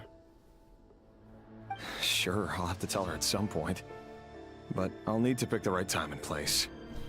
To be honest, I have no idea how she'll take it. Come on, stop being such a pessimist. For all you know, she could be thrilled. I bet she'll be much more impressed by your actual job than the one she thinks you're doing now. I wonder how it became like this, that Dane stuff had such disdain and, you know, such apathy for what has happened in to Conria even after all these years. And I wonder what Rerir would have thought about Dane stuff now in his current form. A member of the King's Guard. Quite the cover story. Does the king himself even know? Of course he does. Anyway, enough about me. How have you been? Interesting. Me? Same old, nothing much to... Huh? What's up, Fed? You're the phone here. It's nothing. Vadafulnir, Dainslift's elder brother. Oh.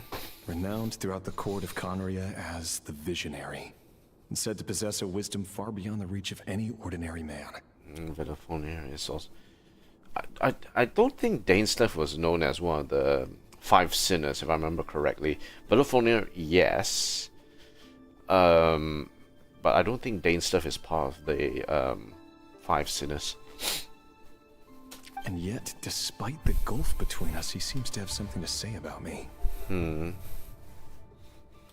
Does he even know me? Does he see me as a friend of his brother, or just another of the Vinster King's blades? Why did he react so strongly? Was it really to do with what we were talking about? Brown, curly hair and brooding blue eyes. So this is what Rerir looked like back in the day. Perfectly normal. No different from anyone else. As frightening as this monster is in the present, there's something even more unsettling about seeing the human he used to be.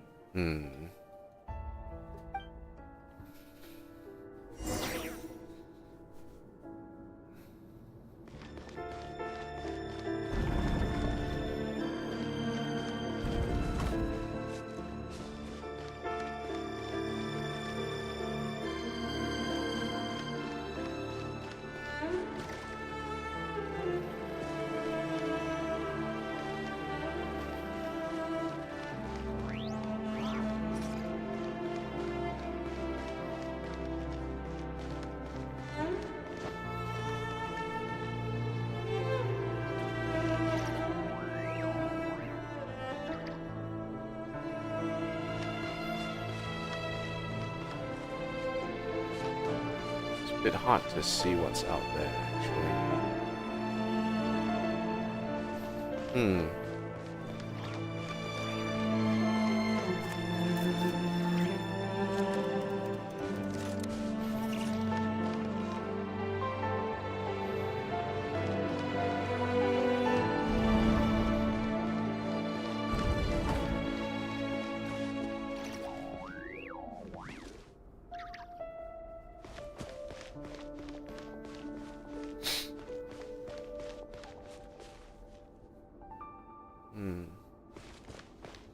Can't see any other obvious things. Those towers, again, you see something similar in Enkanomiya actually. Those particular towers outside.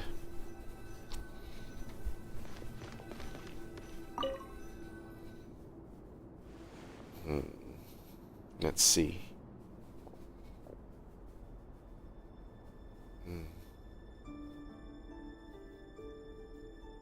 Partner. Thalindis? You're back early? Thalindis. Our equipment's being serviced today, so I got off earlier than usual. How's your day been? Aw, why the long face? Is something the matter? Has your boss been giving you a hard time again? Nay. Went for a drink with Dane and the others after work. Isn't that a good thing?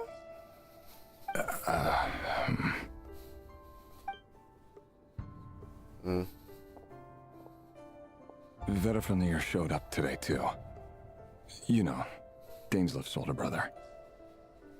Ah, Mr. Vedifnir. Yes, I've heard of him. They say that everything he says ends up coming true. Oh. He overheard Daneslif mention that I'd recently proposed and seemed to have an issue with it.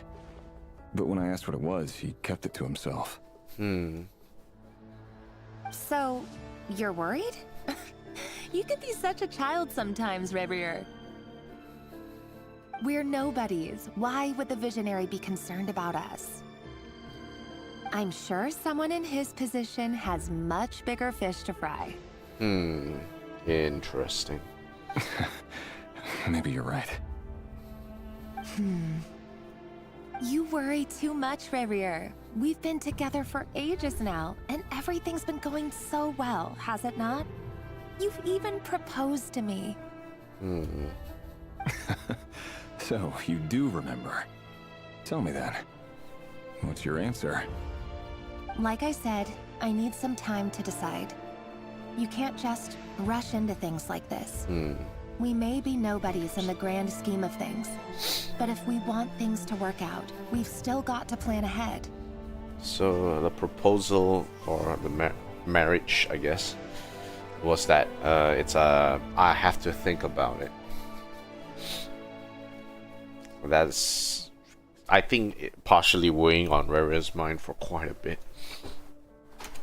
All right, take your time. Just don't keep me waiting forever.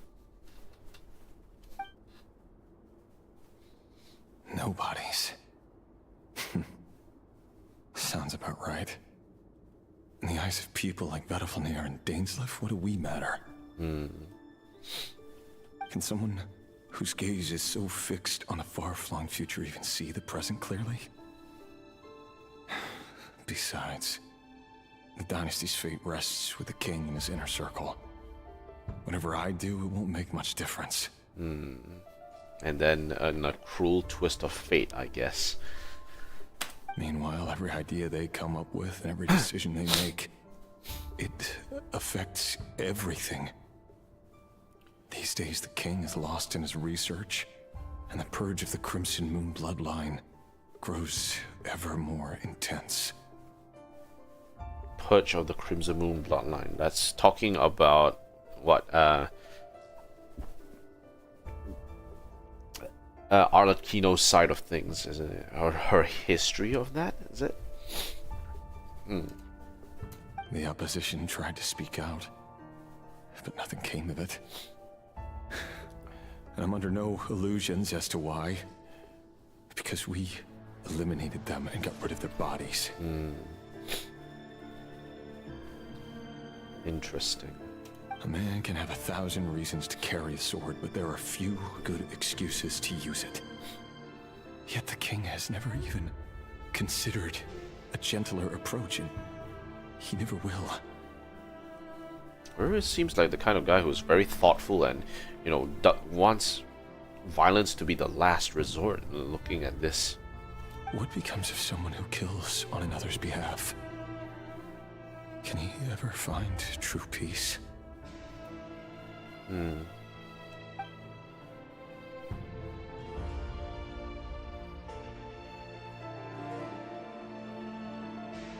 Thelindis.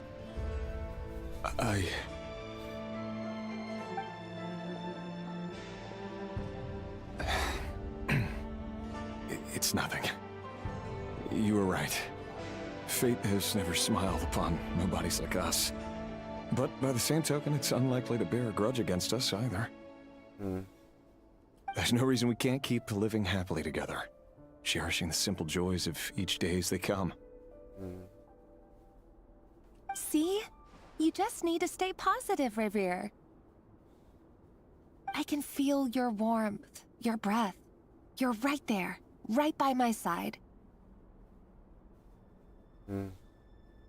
Just seeing you makes me happy in a way I can't explain. And that's something that no one could ever take away from me. So smile, my love. Let go of that frown. You're right, Thelindis. I've just been overthinking things. I wonder how this one will evolve. That's better. Getting caught up about things like this will only ruin our evening. Speaking of which, all set for the ball tonight? I need to go get ready.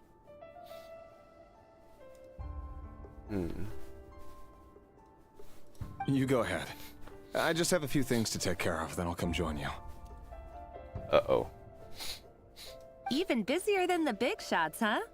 Fine, I'll go get started. But don't be late. If you keep me waiting too long, I won't be a happy bunny. Relax. I'll be there. Seriously, though, you drive a hard bargain. You're really gonna leave my proposal hanging and still expect me to take you to the ball? Well, that goes without saying. I already told everyone I'd be coming with a dance partner. Besides, they're two completely different things. Let's take it one thing at a time, all right?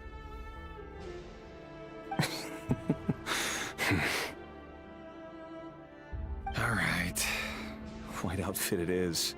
It seems like Rerir was deliberately hiding his ties to the intelligence services by giving the impression that he was just an ordinary member of the Venster King's Guard. He clearly doesn't want his would-be fiancée to know about his other life. Then again, that's hardly surprising. People in the intelligence trade rarely do.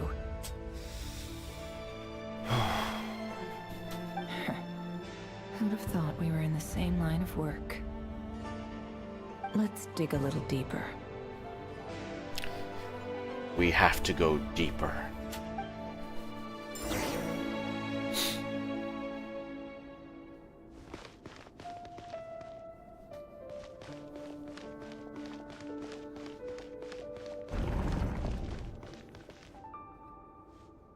Our last operation was a resounding success. And all thanks to you, Ray here of Solnari. In total, we apprehended 32 dregs of the Crimson Moon and 67 accomplices. Right here. So his title, right here of Solnari, was already given because of his work that he was doing as part of the intelligence services. After all these years since the dynasty's fall, so many of them still linger on. Indeed, it cannot be denied. Yet it was destiny that the Crimson Moon should be overcome by the eclipse, and that His Majesty, the all-seeing Venster King, now guides our nation on the path to prosperity. Conria has no further need for a dead moon. But alas, there will always be those who refuse to see the truth, choosing instead to romanticize the past. That's not entirely true. Much about the Crimson Moon era was worthy of remembrance. And that's exactly why they keep trying to see it restored. Many of its secrets remain unsolved to this day. As it happens, that's precisely the field of study my partner is devoted to. Oh no. That is one death flag raised right now. You still haven't told her what you really do for a living. Ah, okay. Or that, because Rerir's partner has been trying to find more information about the Crimson Moon and the history of the Crimson Moon. But Rerir keeps being in charge of killing the people who are part of the Crimson Moon. Oh dear. Where would I even start? How do you tell someone that you're one of the king's hand-picked executioners? That your hands are steeped in blood? You didn't choose this life, any more than I did. Orphans like us don't get a say. Orphan, eh? Orphan from where? But I'll sure as heck be the one to pay for it. Speaking of which, we need to be more rigorous in the way we identify direct descendants of the Crimson Moon. Someone, it seems, has strong opinions about my future plans. Most likely my marriage in particular. I have a feeling that we may soon become targets of the Crimson Moon's retribution. Your concerns are not unfounded. They've taken out many of our colleagues these past few years, and for that very reason. These are no helpless lambs we're leading to the slaughter. They're wolves in sheep's clothing. Take care, Rey Hero of Solnari. I look forward to toasting you at your wedding. Yeah, that's a lot of death flags raised right now.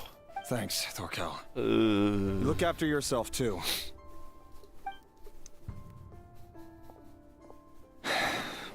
Shit. This is not looking good. Thelindis, I never wanted to keep this from you. You're the last person I would ever want to lie to. But that's exactly why I can't tell you everything. There are things you shouldn't know. Things you cannot know.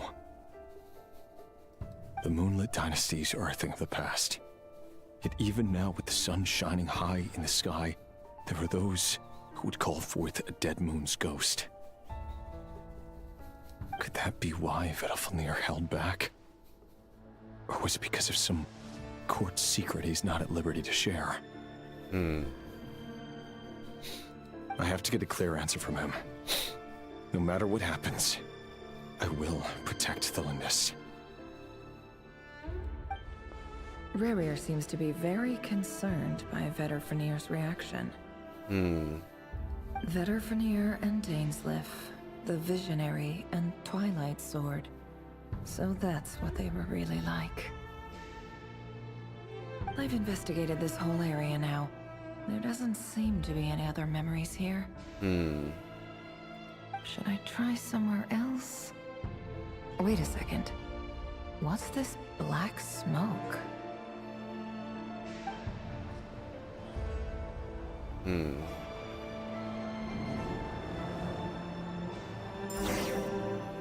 Where are we gonna go? So, he's late after all. Just you wait, Rerir. You're in for it. Big time. Uh-oh. Are you waiting for someone, ma'am? Could I tempt you into buying some flowers? Oh, sure. Pick me out a pretty bunch if you would. Thank you. But I'm afraid none of them are as pretty as you. Oh no. For someone so young, you sure have a way with words, don't you? Alright, get ready for the gut punch. I'm only telling the truth. Look me in the eyes. You'll see I'm not lying. Ooh. Ooh. May we have a word in private? Who are you? And what do you want? It doesn't matter who I am. Too many of our kind have fallen lately, so I decided to take the risk of reaching out. Not long ago, the Rey here of Solnari led an assault on one of our strongholds. We suffered many casualties, and many who came to our aid lost their lives as well. Sorry, I don't know why you're telling me this. And I don't want to get involved. Wait, hear me out. This time we finally got a clear look at his face and learned his true identity. His name is Rerir, and he claims to be one of the King's guards. What did you say? A cruel irony, isn't it? The man you're set to marry leads a double life as a brutal executioner. But surely, you must have caught a whiff of the blood on his hands. Why are you telling me all of this now? Simple. It's because... Uh-oh. How strange. Rerir was nowhere to be seen in that memory. It clearly belonged to the Lindis. Rerir couldn't possibly know what happened if he wasn't even there. Oh, no. Why would her memories appear in his fragment? The ceremony won't last much longer. I think it's time to call it a day. Hmm.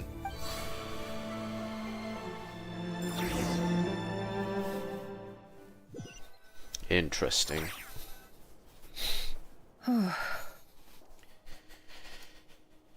So that was your doing? Did you just pull us inside Rerir's fragment to spy directly on his memories? Through Flynn's lantern, right? He had a fragment of Rerir there, so we were able to see what was going on there. Any more questions, and I'll have to start charging. I had no idea you could do that, boss! Seriously, that was amazing! We're not worthy. We're not worthy! I gotta admit, though, I'm itching to see what happens next. Feels like we barely scratched the surface. Intrigue. Intrigue. I'm just as curious as you are, but the ceremony only allows for limited time inside. That's all we can see for now. Luckily, we managed to learn quite a lot. So far, so good. I just hope the others are doing okay too. Especially the group with the Traveler. Their mission is a risky one. Let's hope it's all going smoothly.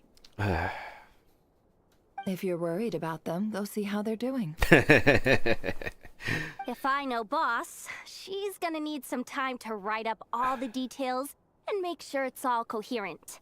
I'll stay behind to lend a hand, but feel free to head back and meet up with the others.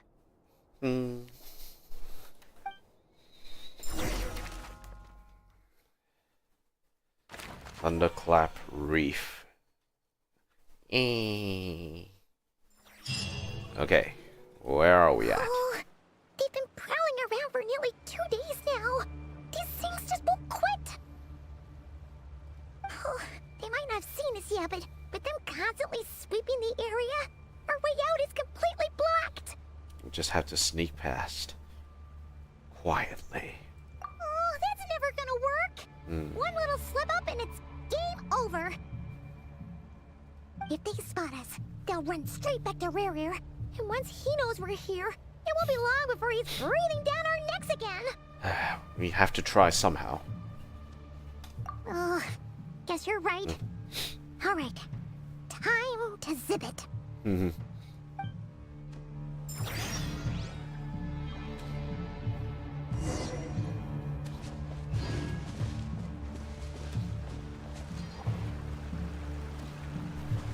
Quick, hide! We almost got spotted.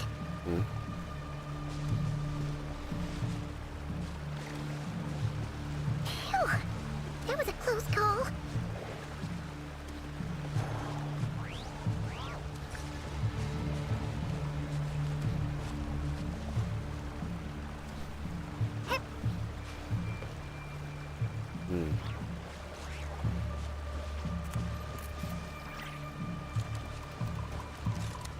Watch out! It's coming this way!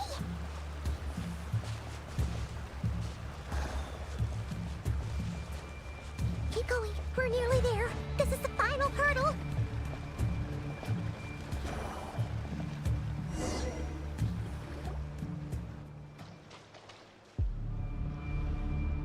Oh, there's no end to these things. We can't keep going like this. Surely there must be another way out of this.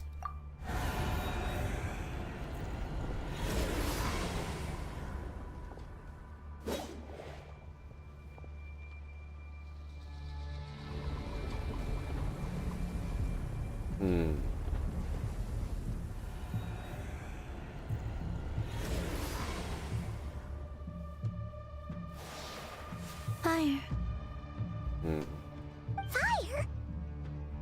Wait, what's that smell? Oh no, there's a fire!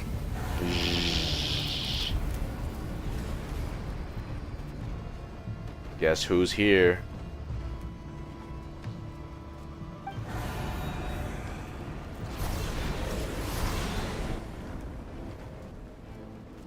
That was quick. Yes, here she is. The knave.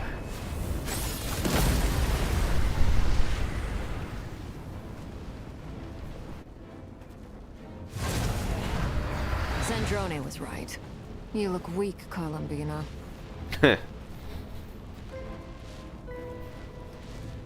The old you would never have let such lowly creatures bar your way. Word has it that you did something for the Tsaritsa, and that's why you've lost most of your power.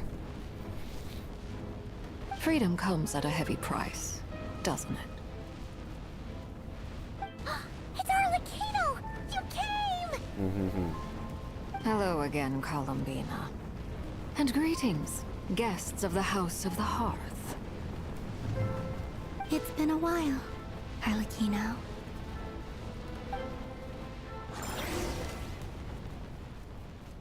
Okay, good. Oh no. Arlecchino. Yeah, what am I gonna do with all this crap I have to rebuild? Stupid right here of stupid Solnari. Whatever. I've got all the data I need. Next time we meet, you're finished. I know, Bosco. He sure doesn't pull his punches. Excuse me, do you need a hand? Oh no. Is that You can do me a Fremine? favor by staying out of my way. Can't you see I'm busy? Wait a minute. I recognize that voice. Hello, Miss Sandra. Ah, yes. Father sent us over to help. The House of the Hearth shall come to your aid. How considerate of her. Hey, Fremine, get over here and help me fix this. Lenny, you do your thing. Just keep your sister away from my machines. Nearly every machine that cat girl touches ends up going haywire. Go put her on cleaning duty or something. Lynette. Then let's start downstairs. Fremine, we'll leave this place to you. You've got it. Wait a second. Hold it. Pretty sure there's still some tea in the cupboard. If you want some, you'll have to make it yourselves. Here's some tea.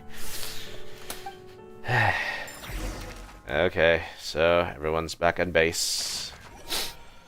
Yay! Okay, let's recap.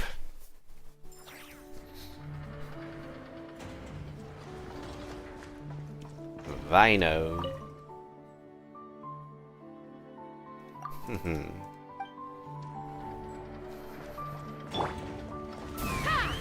Okay, let's get back to base.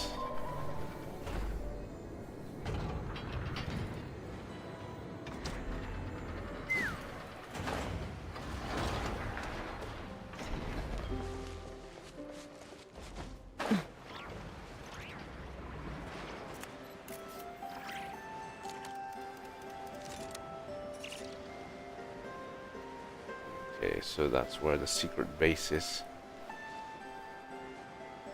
Over there, in between the Frostmoon Scions.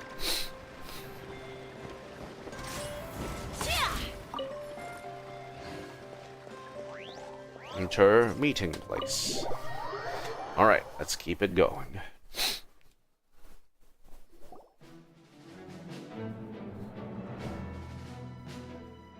It's a relief to see you all made it back in one piece. Huh? Feels like there's quite a few people missing. Where's Flint's and the others? And what about Nefer? I returned ahead of them. Flint is helping Aino and Anefa to set up the decoys and buy us some time. As for Miss Nefer... Boss is still wrapping things up on her end. She sent us back to fill you all in on the top secret intel we've been gathering. Secret. I see. Then let's get right into it. Let's get stuck in. But first, who do we have here? You brought someone else in to help? Greetings. I was invited here to help as a longtime Tea Party companion of Columbina's. You may call me Arlecchino. Surely it can't be. Those eyes. Oh, where have I seen them before? Wait, of course. In those memories we just saw. Ding, ding, ding, ding, ding, ding, ding, ding. The only Arlecchino I know is the fourth of the Fatui Harbingers. So either you share a pretty uncommon name, or you're more than just a Tea Party buddy. Varka is like, should I trust her? You're well informed, Grandmaster. A man from Mondstadt living all the way out here in Nod-krai, and yet the people and affairs of Snezhnaya seem to hold a special place in your heart. Oh, the feeling's mutual. Sounds like you know all about who I am, too. A Fatui Harbinger. The atmosphere in here just got really tense. Guess we can't just start trusting Fatui Harbingers, even at a time like this. I must admit, though, I'm a little curious. Seeing as the Moon Goddess no longer belongs to the Fatui, what makes you so willing to put your neck on the line here? Nor does Nod-krai belong to Mondstadt, Mr. Varka. Yet still, you're fighting for it all the same. Things don't always have to have a tangible payoff. Sometimes, stopping things from spiraling out of control is a higher priority than chasing the spoils of victory. Of course, I can't say there's nothing in it for me at all. But that's between Columbina and myself. Hino was instrumental in helping us save the whole of Fontaine. We can trust her. Yeah. Forgive me. I don't mean to doubt you. It's just that the Fatui really have been the source of many of our troubles. We have our own way of doing things here in Nod-krai. But ever since they arrived, the Fatui have treated us with nothing but hostility. I know there's been a lot of bad blood between us in the past. I've done my utmost to avoid friction whenever I could. But sometimes fundamental conflicts of interest simply can't be settled amicably. That's why I'm here solely in a personal capacity. This has nothing to do with the Fatui. As a gesture of good faith, I'll be frank. I can help Columbina track down the iridescent moon's marrow, which will help her restore more of her power. Anyway, what else is on the agenda? Let's begin. She says she'll be frank, then completely skips over the details. Looks like she doesn't want to give away too many secrets after all. But she clearly wants to change the subject. It'd be awkward if I tried to bring it up again now. I guess we'll just have to go along with it. She's the fourth of the Fatui Harbingers after all. One look and you can tell she's not someone you'd want to mess with. She's looking at Yehuda's like, oh dear. Got nothing to say. I've got nothing to say. Varka. Well, since Miss Arlecchino sounds confident in her ability to handle that, we'll proceed to the next topic. Yehuda, time to share that top secret intel. Okay. Cool. Alright, listen up everyone. First, we now know that Rerir was originally a Conrian secret agent whose primary mission was to hunt down and assassinate the so-called Dregs of the Crimson Moon. The Dregs of the Crimson Moon? In the memories, there was a lot of talk about the Crimson Moon and Eclipse, and a whole bunch of other stuff from the time of Conria. Now all of a sudden everyone knows why Arlecchino is here. To my knowledge, those were the names of 2 different Conrian dynasties. Long, long ago, it is said that the people of Conria worshipped the Crimson Moon, drawing a mysterious power from its reflection. But one day, a coup saw the Crimson Moon eclipsed, hence the name of the new dynasty that replaced it, and how it became the new emblem of Conria. Still, long after the Crimson Moon dynasty had fallen, the last ruler of the Eclipse dynasty, the Vinster King, still coveted the secrets it left behind.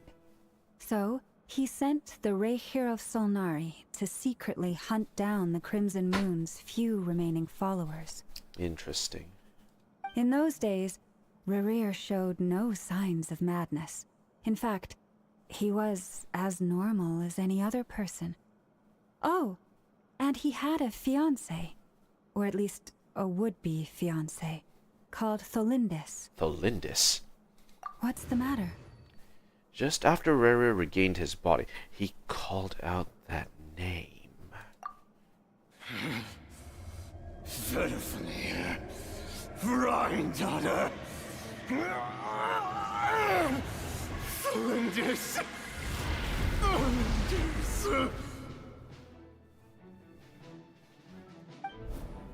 Interesting. Anything else? What about this would-be fiancé of his? Do we know anything about her? Well, she was a researcher at the Universitas Magistrorum, but it felt like she was hiding some kind of secret. Oh, and one more thing. For some reason, Rerir's fragment also contained some of Tholindis' memories, though only a very small portion. Well, no shortage of potential leads, I'll give you that. In any case, it sounds like we can conclude that while Tholindis was still around, Rerir appeared to be lucid and quite normal.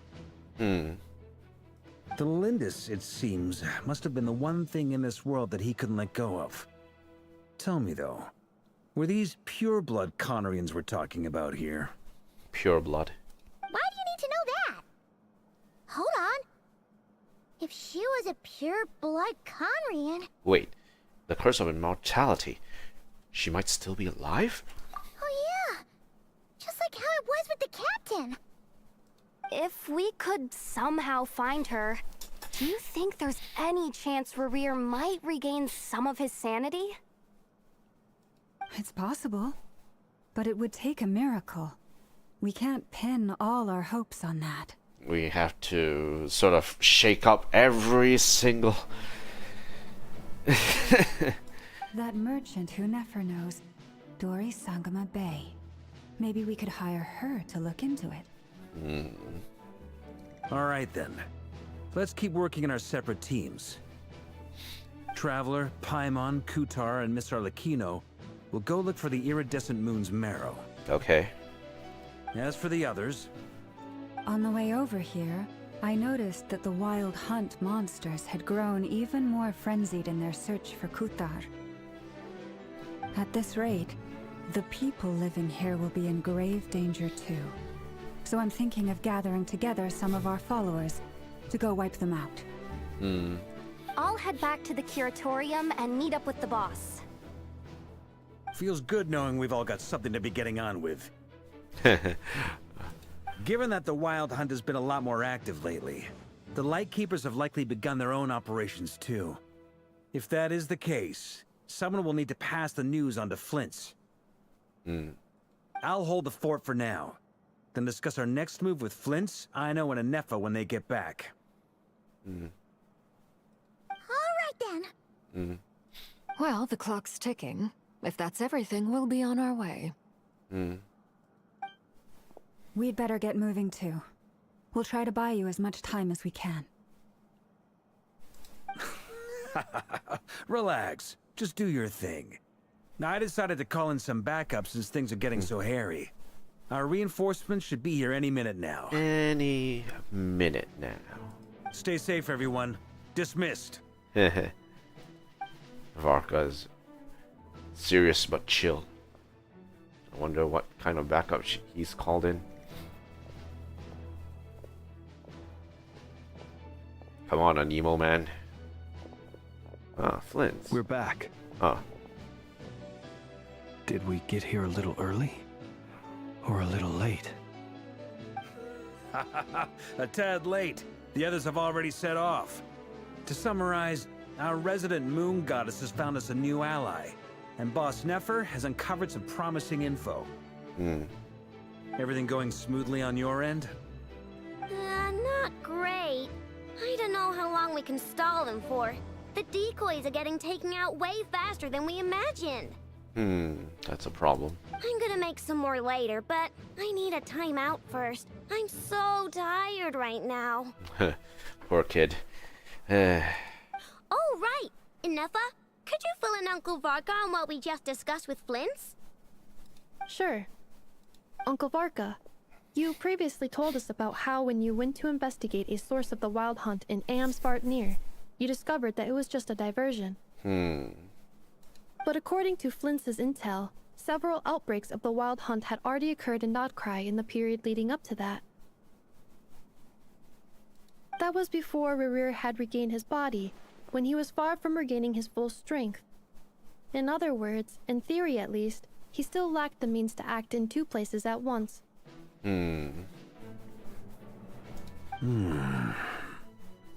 Flint's, with everything that's been happening, the Lightkeepers across Nod-krai are rallying to fight back against the Wild Hunt. They're gonna need your help. I know, I'm sure you're capable of coming up with something far more effective than decoys. But for now, you should stay here and get some rest. And Efa and I will head back over to Amsvartnir to see if there's anything I missed. I told you Uncle Varka would say that, didn't I? A deal's a deal. Not a word about my snack intake for the next week. Okay. Database updated. Reliability of Aino's predictions increased.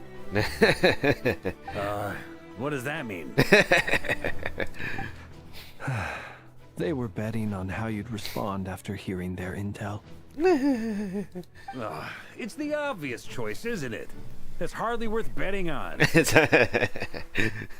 We already decided that Inefa should go investigate the situation over at Amsvartnir on her own. You might as well stay here and keep watch. Someone needs to hang back and oversee our strategy meetings. And besides, you still haven't fully recovered from ambushing Rerir. So I've ended up with the easiest assignment. Well, I appreciate it, everyone. See you when you get back.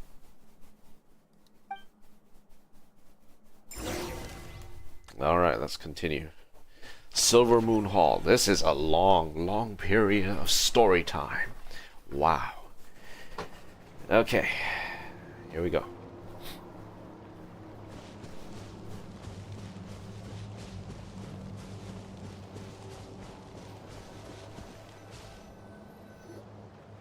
Here. This will serve as a good spot to cross over. Cross over? Arlecchino, hold up a second. Since you brought us all this way, would you mind telling us what you've got planned? We still haven't got the slightest idea what's going on here. And if even Columbina doesn't know where the iridescent moon's marrow is, how do you? Simple. Because I am an inheritor of the royal bloodline of the Crimson Moon. And one of the last surviving embers of the two worlds' flames. Huh? Are you serious? As in, you're a descendant of that Crimson Moon dynasty we were just talking about? The one from ancient Conria? Your surprise is understandable. I was also taken aback when I first learned of it. But the more I thought about it, the more I realized the signs had been there all along. When I was young, I discovered I could wield a very special kind of fire. It coursed like blood through my veins and smoldered away inside my nerves. What's more, whenever I experienced strong bursts of emotion or drew too deeply on this power, it was like some kind of presence within the fire would begin to gnaw away at me, consuming me from the inside out. Your hands. Exactly. That is why my hands are like this too. At first, I saw it only as a curse, but once I became a harbinger, the jester apprised me of the truth. The jester, eh? Together with my own investigations over the past few years, there are several things that I have gradually come to understand. For instance, take the so-called Crimson Moon. In truth, it is nothing more than the shattered remnants of the iridescent moon, fused with the abyss to prolong its lifespan. The abyss. Since this blood flame was bestowed upon me by the Crimson Moon, it is a fusion of the iridescent moon's former power and the corruption of the abyss. You all understand the nature of the abyss well enough. I draw upon its power, and in return, it hungers for my soul. This strange blackness is the mark of corruption it has left behind. If I recall correctly, you once told me that if the corruption ever made it to your heart, you'd become a completely different person. Yes, and that's the reason I'm always careful not to push my power too far. It's essentially a never-ending tug-of-war. Oh, sounds intense. Anyway, the rest of my story can wait. Is there anything else about the Crimson Moon or the Iridescent Moon that you're unclear about? Paimon has a question. So, the Crimson Moon that the Karians used to worship was actually the Iridescent Moon, right? Which was one of the three Moon Sisters. Does that mean that the Karians were to the Crimson Moon as the Frost Moon Scions are to the Frost Moon? So much of that history has been lost. We have no way of knowing exactly what they were like. But I would suspect that the Conrians weren't as devout in their moon worship as it might appear. The iridescent moon's remains simply served as their link to the abyss. Later on, perhaps someone discovered a way to make direct contact with the abyss. Or maybe there was some kind of ideological divide. Either way, a dissenting faction staged a coup and drove out the royal heirs of the Crimson Moon dynasty. I wonder what Skirk would have to say about this, or whether or not she knows anything about this particular piece of history. It'll be interesting to see if she has anything to say about it. I doubt, though. No, yes, she does. Because one of the five sinners did make contact with her, right? So, yeah. She might know a little bit about this. Still, even with the dark sun looming high overhead, the Crimson Moon's glow never truly faded. If you want living proof, it's standing right before you. The first time we met, I sensed something familiar in your presence. When I looked at you, I felt I could see that mysterious red moon in the corner of my eye. In your flames, I saw its broken image, surrounded by a strange black aura. Well, I appreciate that you kept it to yourself. Much about the Crimson Moon is still a mystery, and I'd prefer not to end up as the object of an insane research project. Yeah, the Saritsa. Anyway, time is against us here, so if there's any other questions, they'll have to wait. I just want to make sure I've got one thing straight. In her letter, Sandrone mentioned that since you are unable to contain the iridescent moon's marrow yourself, you intend to leave it in my custody, correct? Technically I have it, so yeah. That's right. For now, it's the only way I can pay you back for your help. The iridescent moon is already part of who you are. So with its marrow in your possession, you'll be even more powerful than before. I got the Frost Moon.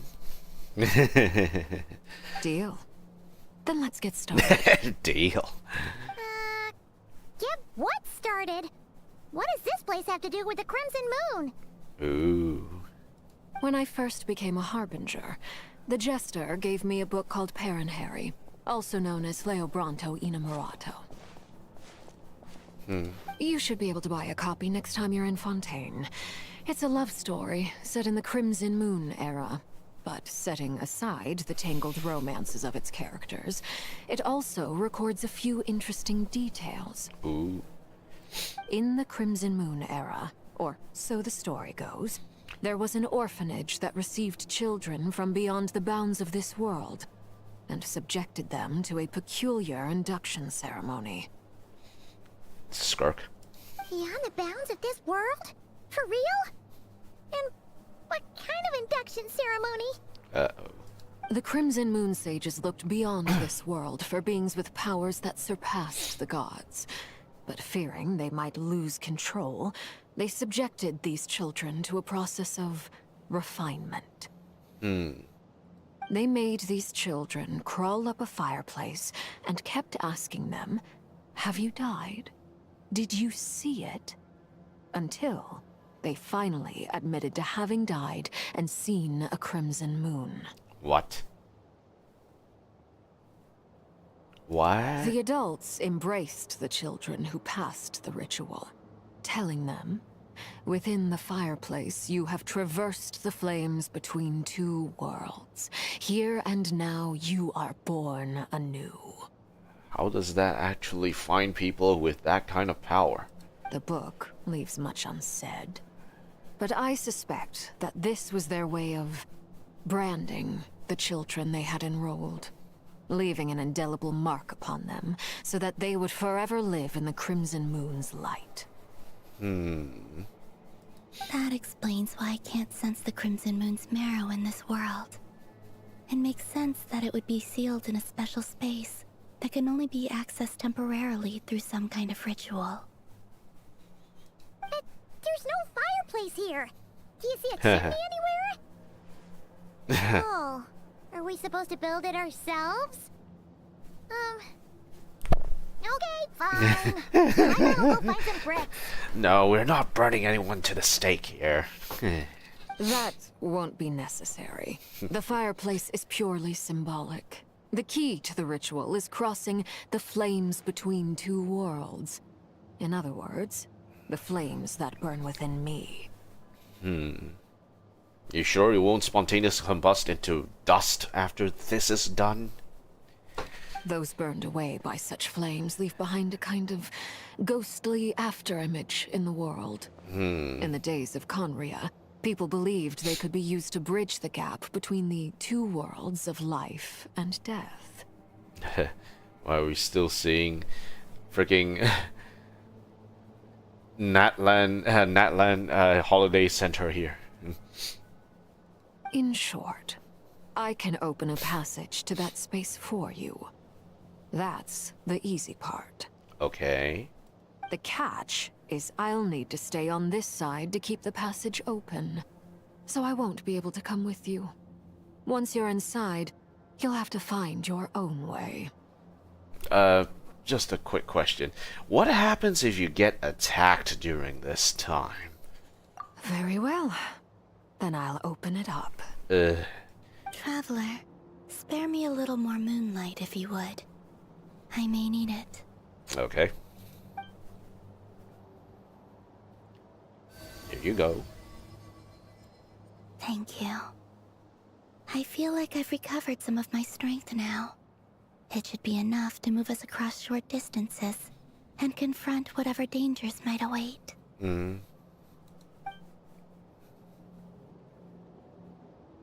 Let's begin. Mistress of the seven hues of ages past, great mother of the present, crimson-clad sovereign of the two realms, by fire severed, by fire renewed, I offer myself now and beseech your descent.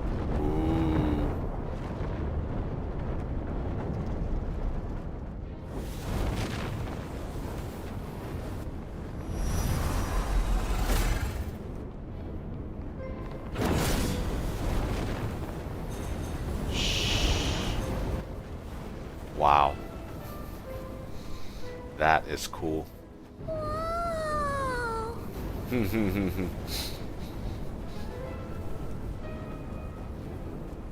One word of advice. As you're crossing over, no matter what voices you hear, do not answer. Got it. I sense a sinister gloom inside, but also the familiar light of the moon. I feel that I'm about to meet an old friend who has changed beyond all recognition. Uh-oh. All right, let's go. Cracks knuckles. Let's go. Only embers remain. Seismic changes often begin with small windows of opportunity. This could be your window. Alright. Let's move. Oh.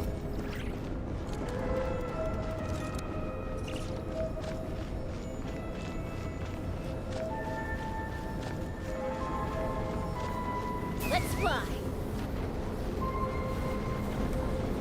Alright. Let's do this.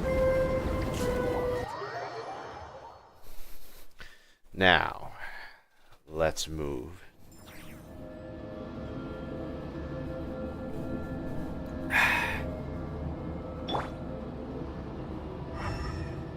I sense your presence and crave you death and rebirth.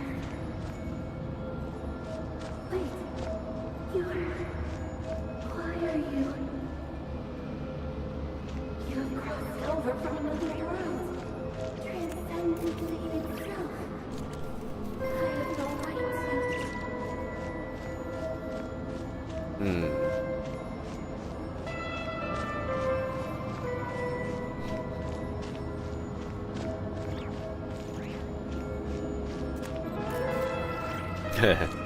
Cat's taking photos. Hey, look up at the sky! A red moon! This must be the spot, right? Is that the abyss? It's practically filled the entire place. What now?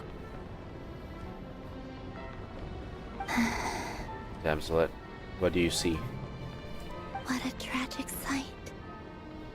Fragments of your broken body, seized by the abyss, and hung up aloft like mummified remains. Iridescent moon. Was this truly what you wished for? Alright. Only one way to find out. Let's see what's going on here. Careful. There's something spooky about this place. Feels like something is lurking in the fog. Haimon's right behind you. Whatever you do, don't run off without her. Let's see what's going on.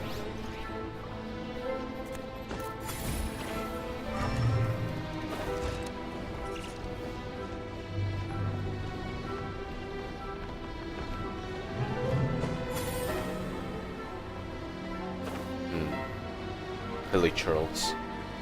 By the way, Calvina, didn't you tell us that the iridescent moon had shattered into pieces?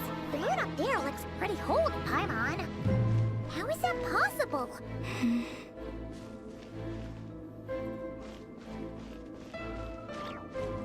Party set up.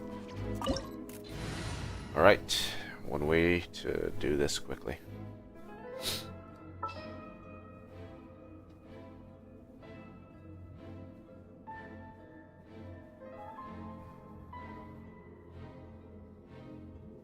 I'm going to do Mona.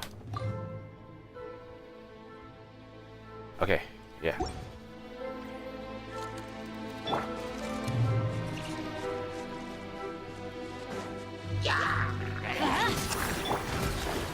Shadows of Fate. Not too far now.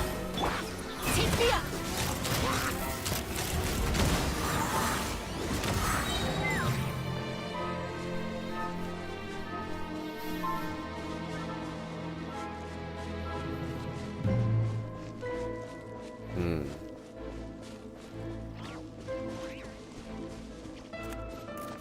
Oh, wow, it did shatter. Just like I thought. It was only a facade.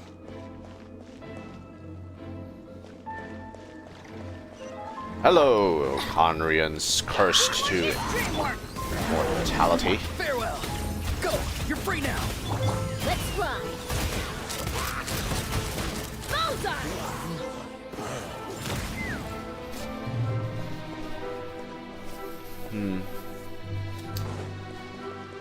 Alright. Let's see where this goes.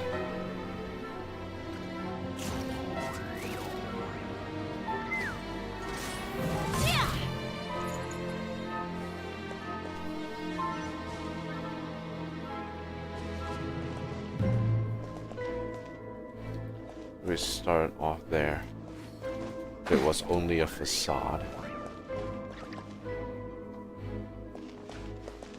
Yeah, looking through a different angle. Uh-oh.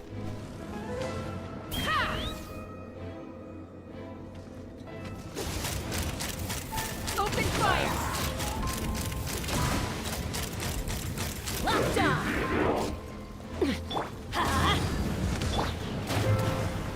Delves into death. Try that again.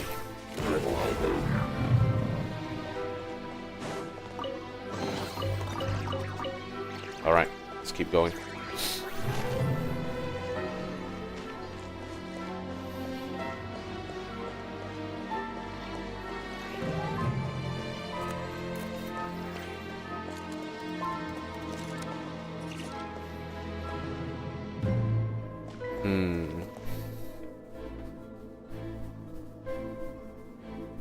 Huh? So the iridescent moon's marrow is up there in the sky? Huh? For real? That's way too high! There's no way we'll be able to reach it! No. I'm not sensing anything up there. It's coming from under the mountain. Under the mountain? Let's see. Ah! There's some kind of weird shadow over the water! Wait, see that? Looks like a mechanism of some sort. Let's check it out!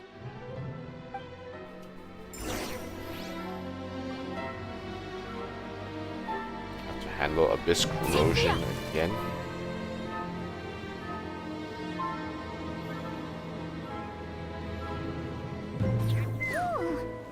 Looks like a device from the time of Kalia.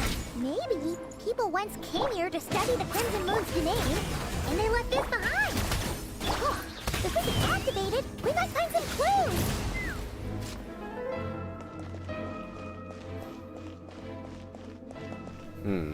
Let's see. Wait, hold on. There's a few others up there. Huge. Okay.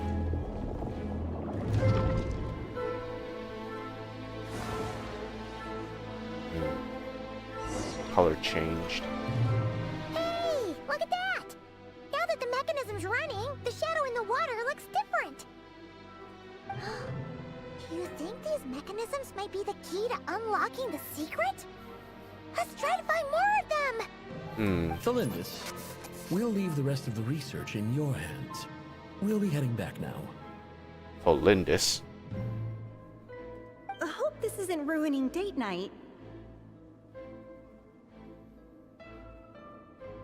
Ugh. Mind your own business. Just leave me some snacks on the table. Thalindis? Is that Rere's girlfriend? How come we're hearing her voice here? Wait, didn't Nefer say that she was a researcher at the Universitas Magistrorum? Oh yeah. So, do you think she was studying this strange space all along? The abyss has made this space extremely unstable. Maybe that's why some of the things she said and did were preserved here. Like echoes. Or after images.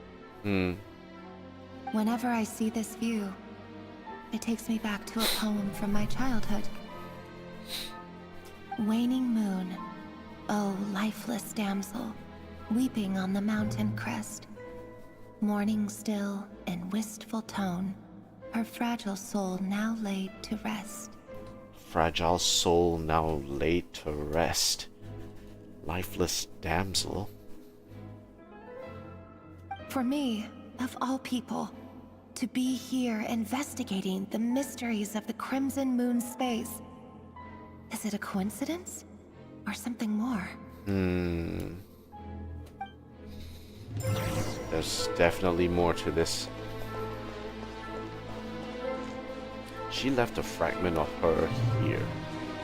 But why is that? Let's fly. Open fire.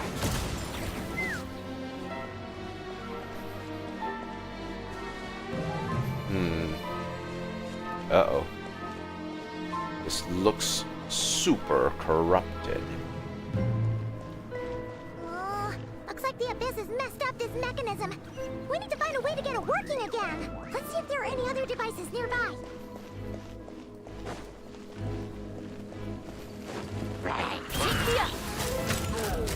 Open fire.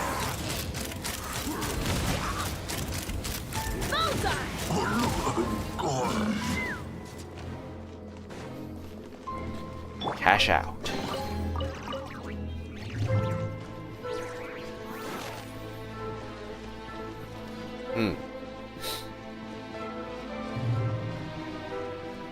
Okay. Yep. Let's hit it. Poof.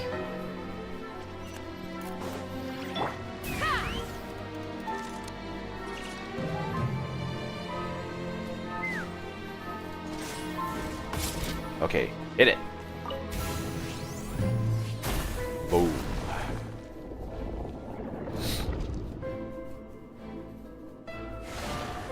Ooh. I see. So the moon marrow, or rather the power of the 3 moons, is the key to unlocking...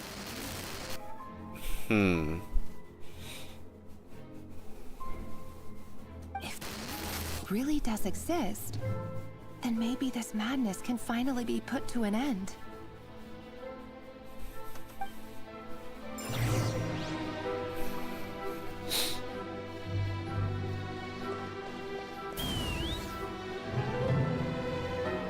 Putting what madness to an end?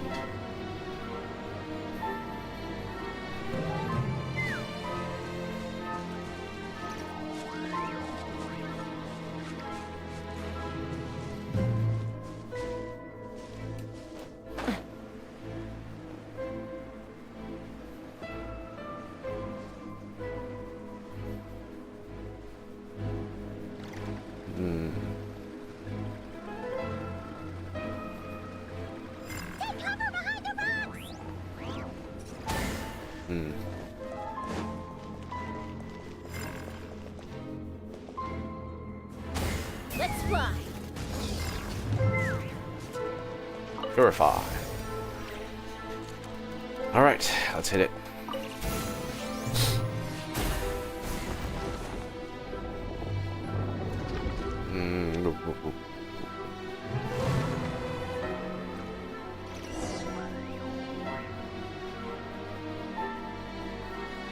With the Abyss inhibitors in place, I should be able to access the chamber with the moon marrow. Oh. Oh, Rerir. With every step you take, you're drifting further from what you truly desire. But you're not the root of the problem. Ever since that outsider set foot in Conria, the Vinster King has sunken deeper into madness.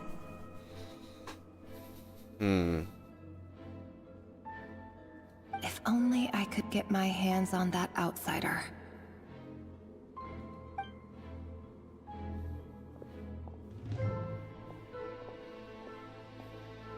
Outsider. Hey look! The moon's reflection is back to normal! Elendis' voice mentioned a chamber with the moon marrow. Do you think maybe it's hidden in the moon's reflection? It must be. For within it, I sense the fragile aura of a dying soul. Then there's no time to lose! Let's go!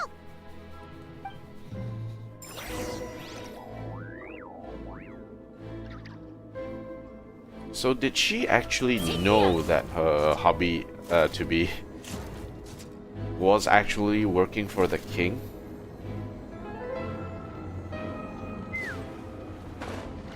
Here we go.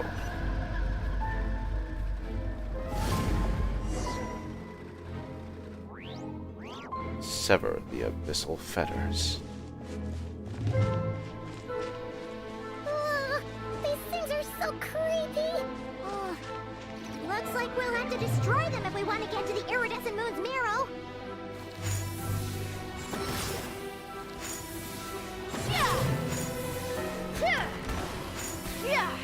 Okay.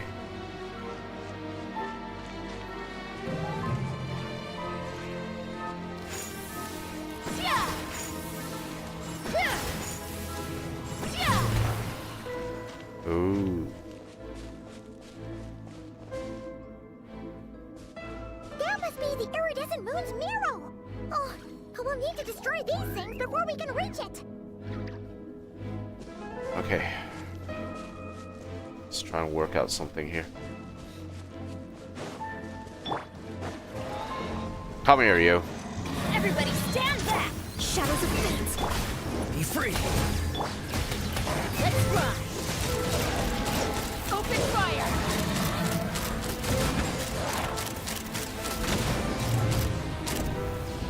Locked on!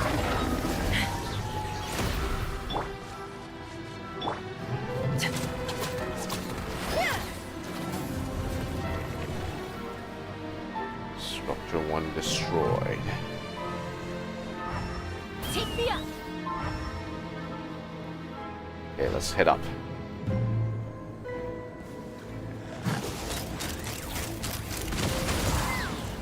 Fire in the hole!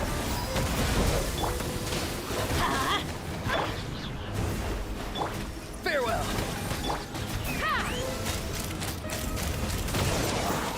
Open fire!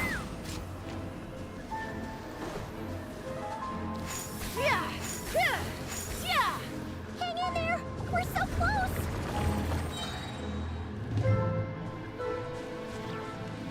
Haha.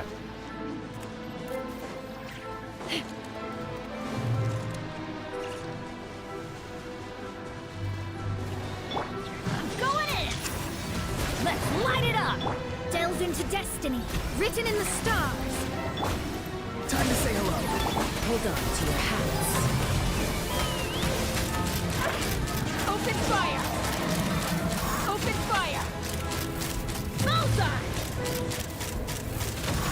Locked on! Yeah! There we go.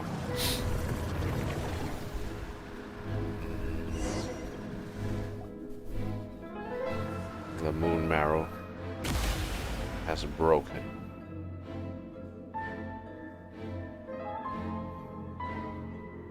We finally did it! Columbina, don't touch it just yet. The iridescent moon's marrow. Still burning away like an undying flame, yet now contaminated by the abyss. It has taken on a new form entirely. If we can purify the abyssal power within, we should be able to obtain its untainted essence. Let me try this.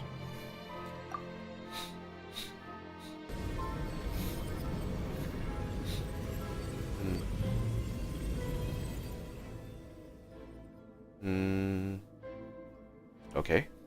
Is that better? It's so cold.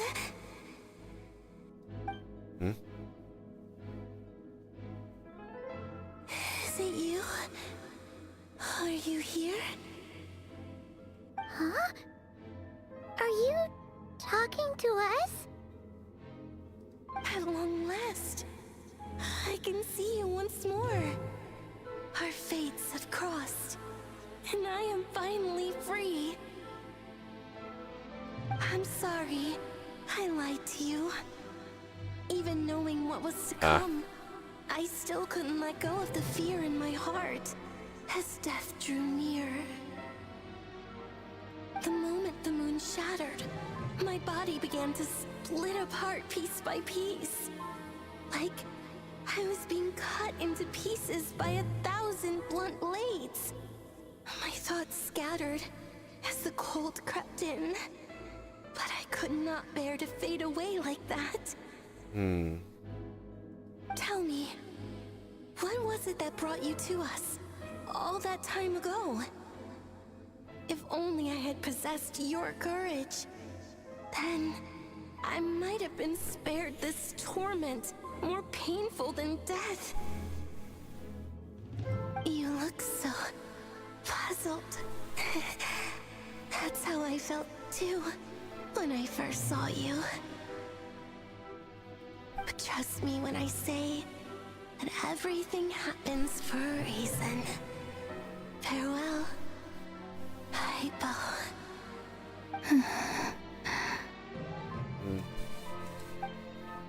What was that all about? Was that the goddess of the iridescent moon? Oh, it sounded like she was speaking to a long-lost friend. But none of us have ever met her before, right? Do you know anything, Columbina? Perhaps. She took me for the goddess of the frost moon she once knew. For a fading soul like hers, our auras must be too similar to tell apart. But anyway, we've got the iridescent moon's marrow now. That should help you regain your strength, right? Alright. Time to leave this place and meet back up with Arlecchino. Let's go! Let's hope she did not get into trouble.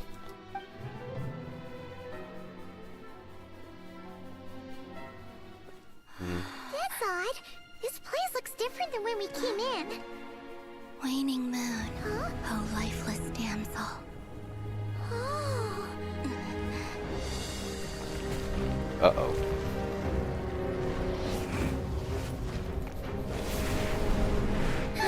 Hurry! The place is collapsing! It wants to trap us here.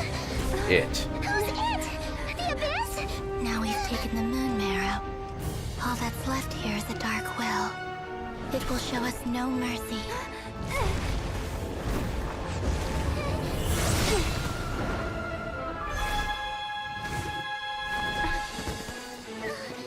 Give it back! The crimson moons! My marrow! My heart!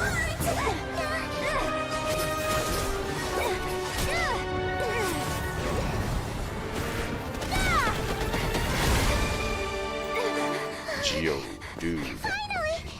Huh? Oh no! The exit's blocked! They're back! Now what do we do? This is where you fall. Witness my rise.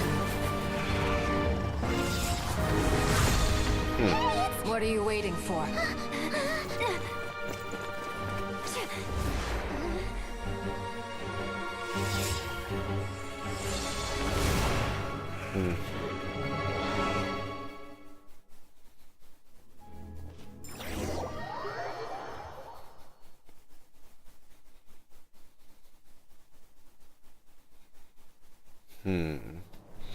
Wow. This is getting to be a hell of a story right now. Oh, we made it! Was that you, Arlecchino? Did you save us? Wait, your hands! They're... Oh, this? Don't worry. It's a small price to pay. I feel... The Abyss wanted to trap you inside, and I defied its will by bringing you out. No wonder it's a little angry. Should I try to purify the abyssal power? No. I have paid the price, albeit a small one, and it cannot be undone. My hands have already fused with the Abyss. Purification would simply destroy whatever's left of them. But surely... Oh, we're so sorry, Arlecchino. Paimon can't believe you'd make a sacrifice like this for us. As much as I'd like to call it a favor, the truth is I was simply holding up my end of the deal. Well, Columbina. Yes. You did your part. And as promised, Mm-hmm. I will leave the iridescent moon's marrow in your care. From this day forth, may the two worlds' flames burn ever more brightly. Hmm.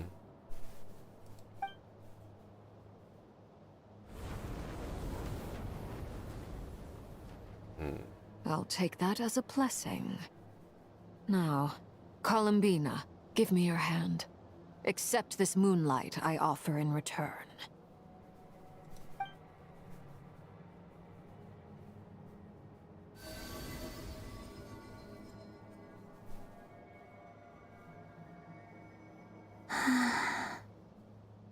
Hmm. Ooh.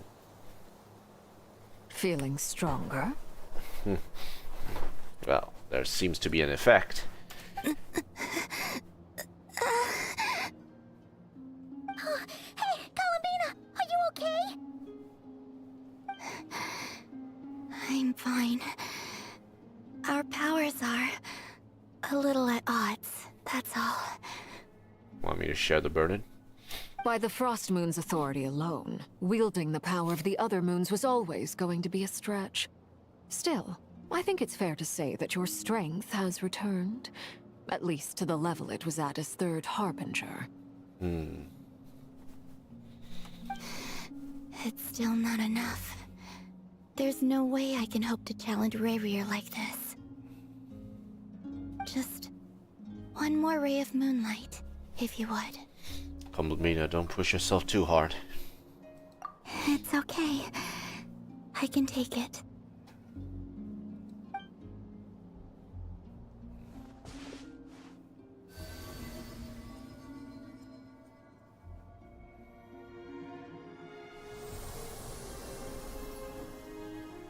Hmm.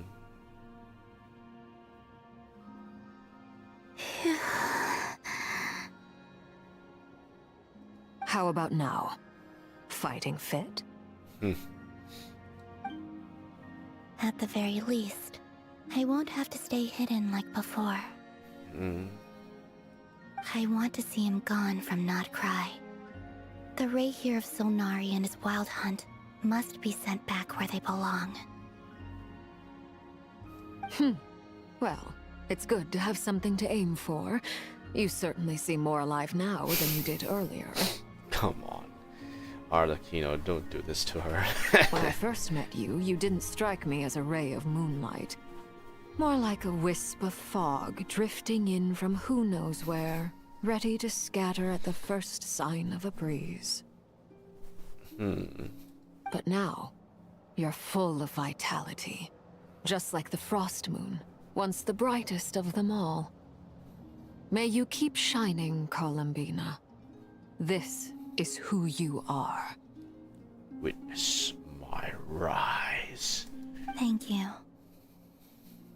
Look after yourself too, Arlecchino. I know you have plans of your own, and that's why you're always seeking to grow stronger. But whatever you're after, don't let the Abyss take a hold of you. I do not wish to see you go down the same path as Rayrier. I appreciate the concern, Columbina. Although perhaps it's time you took a new name. Oh no. I have to name another person again? No! No, don't give me that responsibility!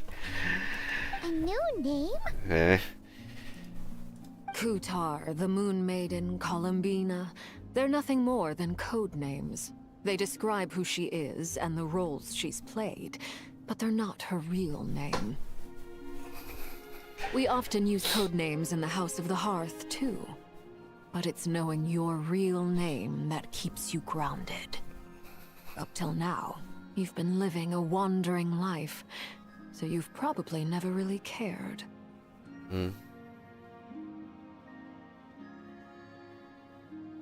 All I'll say is this.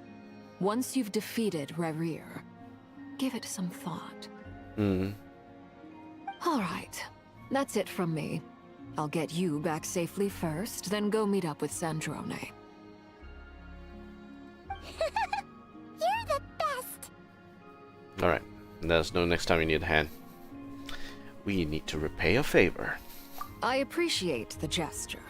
It speaks to your good character. Anyway, let's get going. There are more urgent things to do right now than trade compliments. Act 3 done. Alright, nice. Well. It was a close call, but we got the iridescent moon's arrow and restored Columbina's strength. And that's all that matters. In other words, mission accomplished. Paimon wonders how everyone else is doing.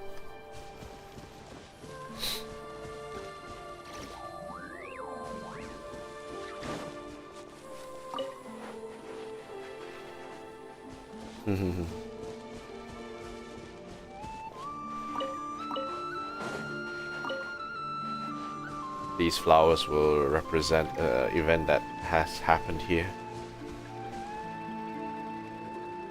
In front of the rays of the Crimson Moon.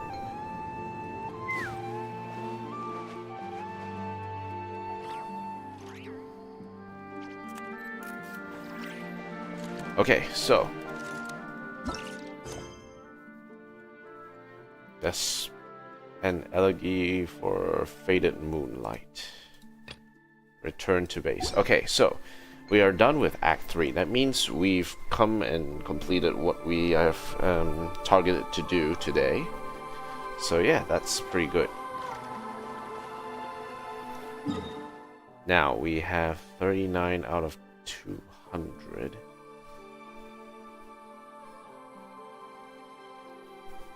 Now our question is to get some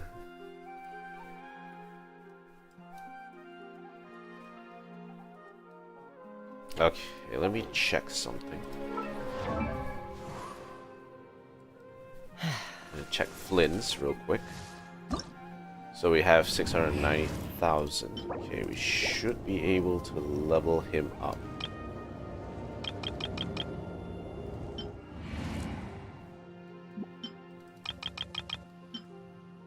Ding ding, okay. Level up. And ascend. That's more crit damage in the tank. Nice. Okay. Alright, grab that Quaint Fate. I only have one. Cries.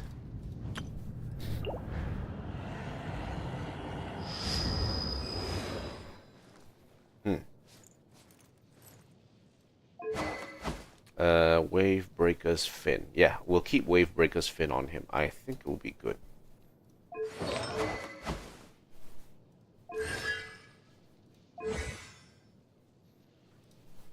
Talents. Need to increase his talents later.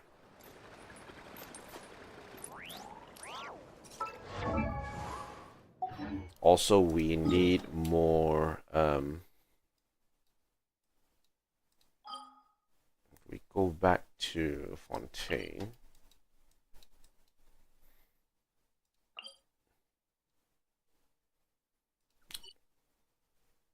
Okay, let's keep dishing out the Leyline Blossom. We need more Mora to work on Flynn's heading down the road. So let's take a break. Act 3 is done, so now we'll take a bit of a break.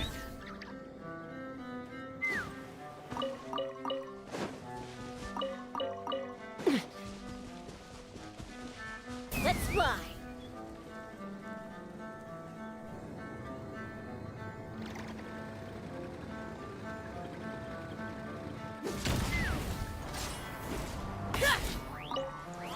Okay, let's go. You're exposed. Take me up. Blam. Blam. Blam.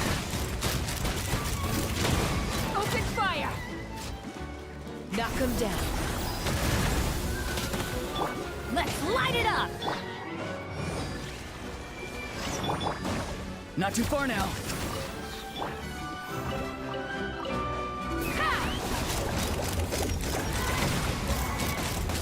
Open fire!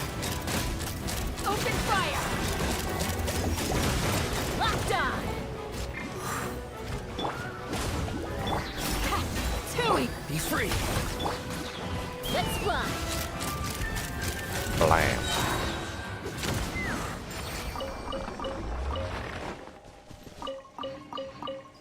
Okay, good.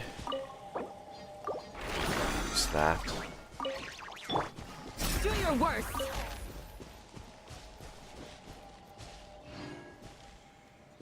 Flee! Okay, let's keep going up.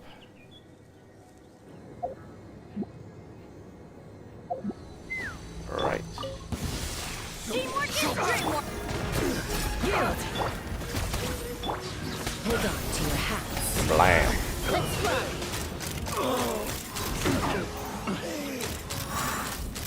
Blam. One shot kill.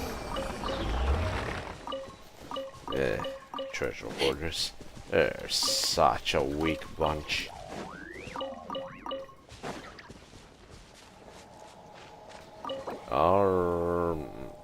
Wait, how long do I need before I replenish this? Cancel. 2 minutes, okay. What can we do in 2 minutes? Claim all. Claim this. Check experiences, domains, guide. Yep, claim that.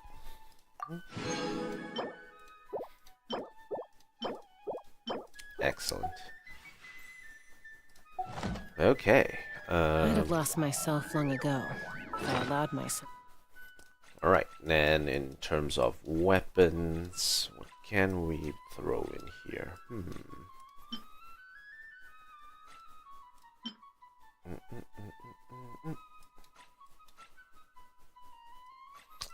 One thing we can do is upgrade the bell. Where is the bell? Because I was supposed to give the bell to Dea. And we'd enhance it.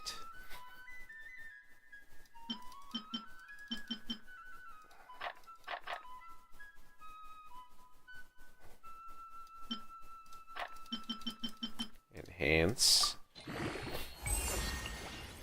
Okay, so it needs Mondstadt. Yeah, okay.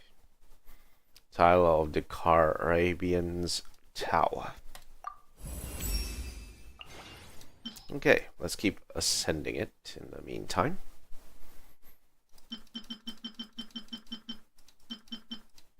Okay, almost there. 8.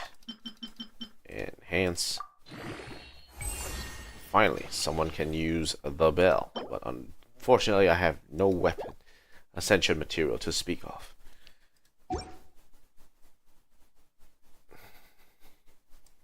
23.2 with 205 base attack. Yep, okay. Be led by the whispers of the abyss. Ooh. Surviving is tough. Taming the beast within is tougher. Okay, now we can all head back.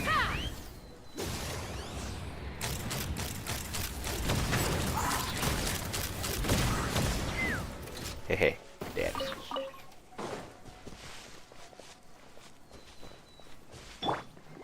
Flee! Roll maritime flowers.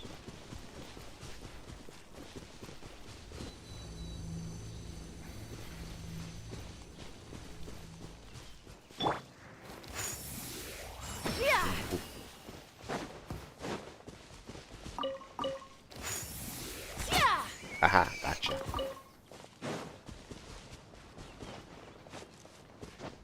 Alright, pretty good. That looks pretty good so far.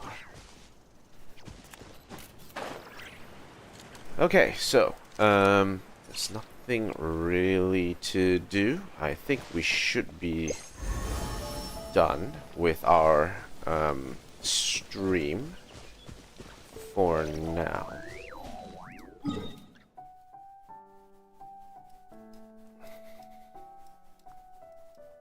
Yeah, I think we're done with our stream for today. We've done quite a lot here already, so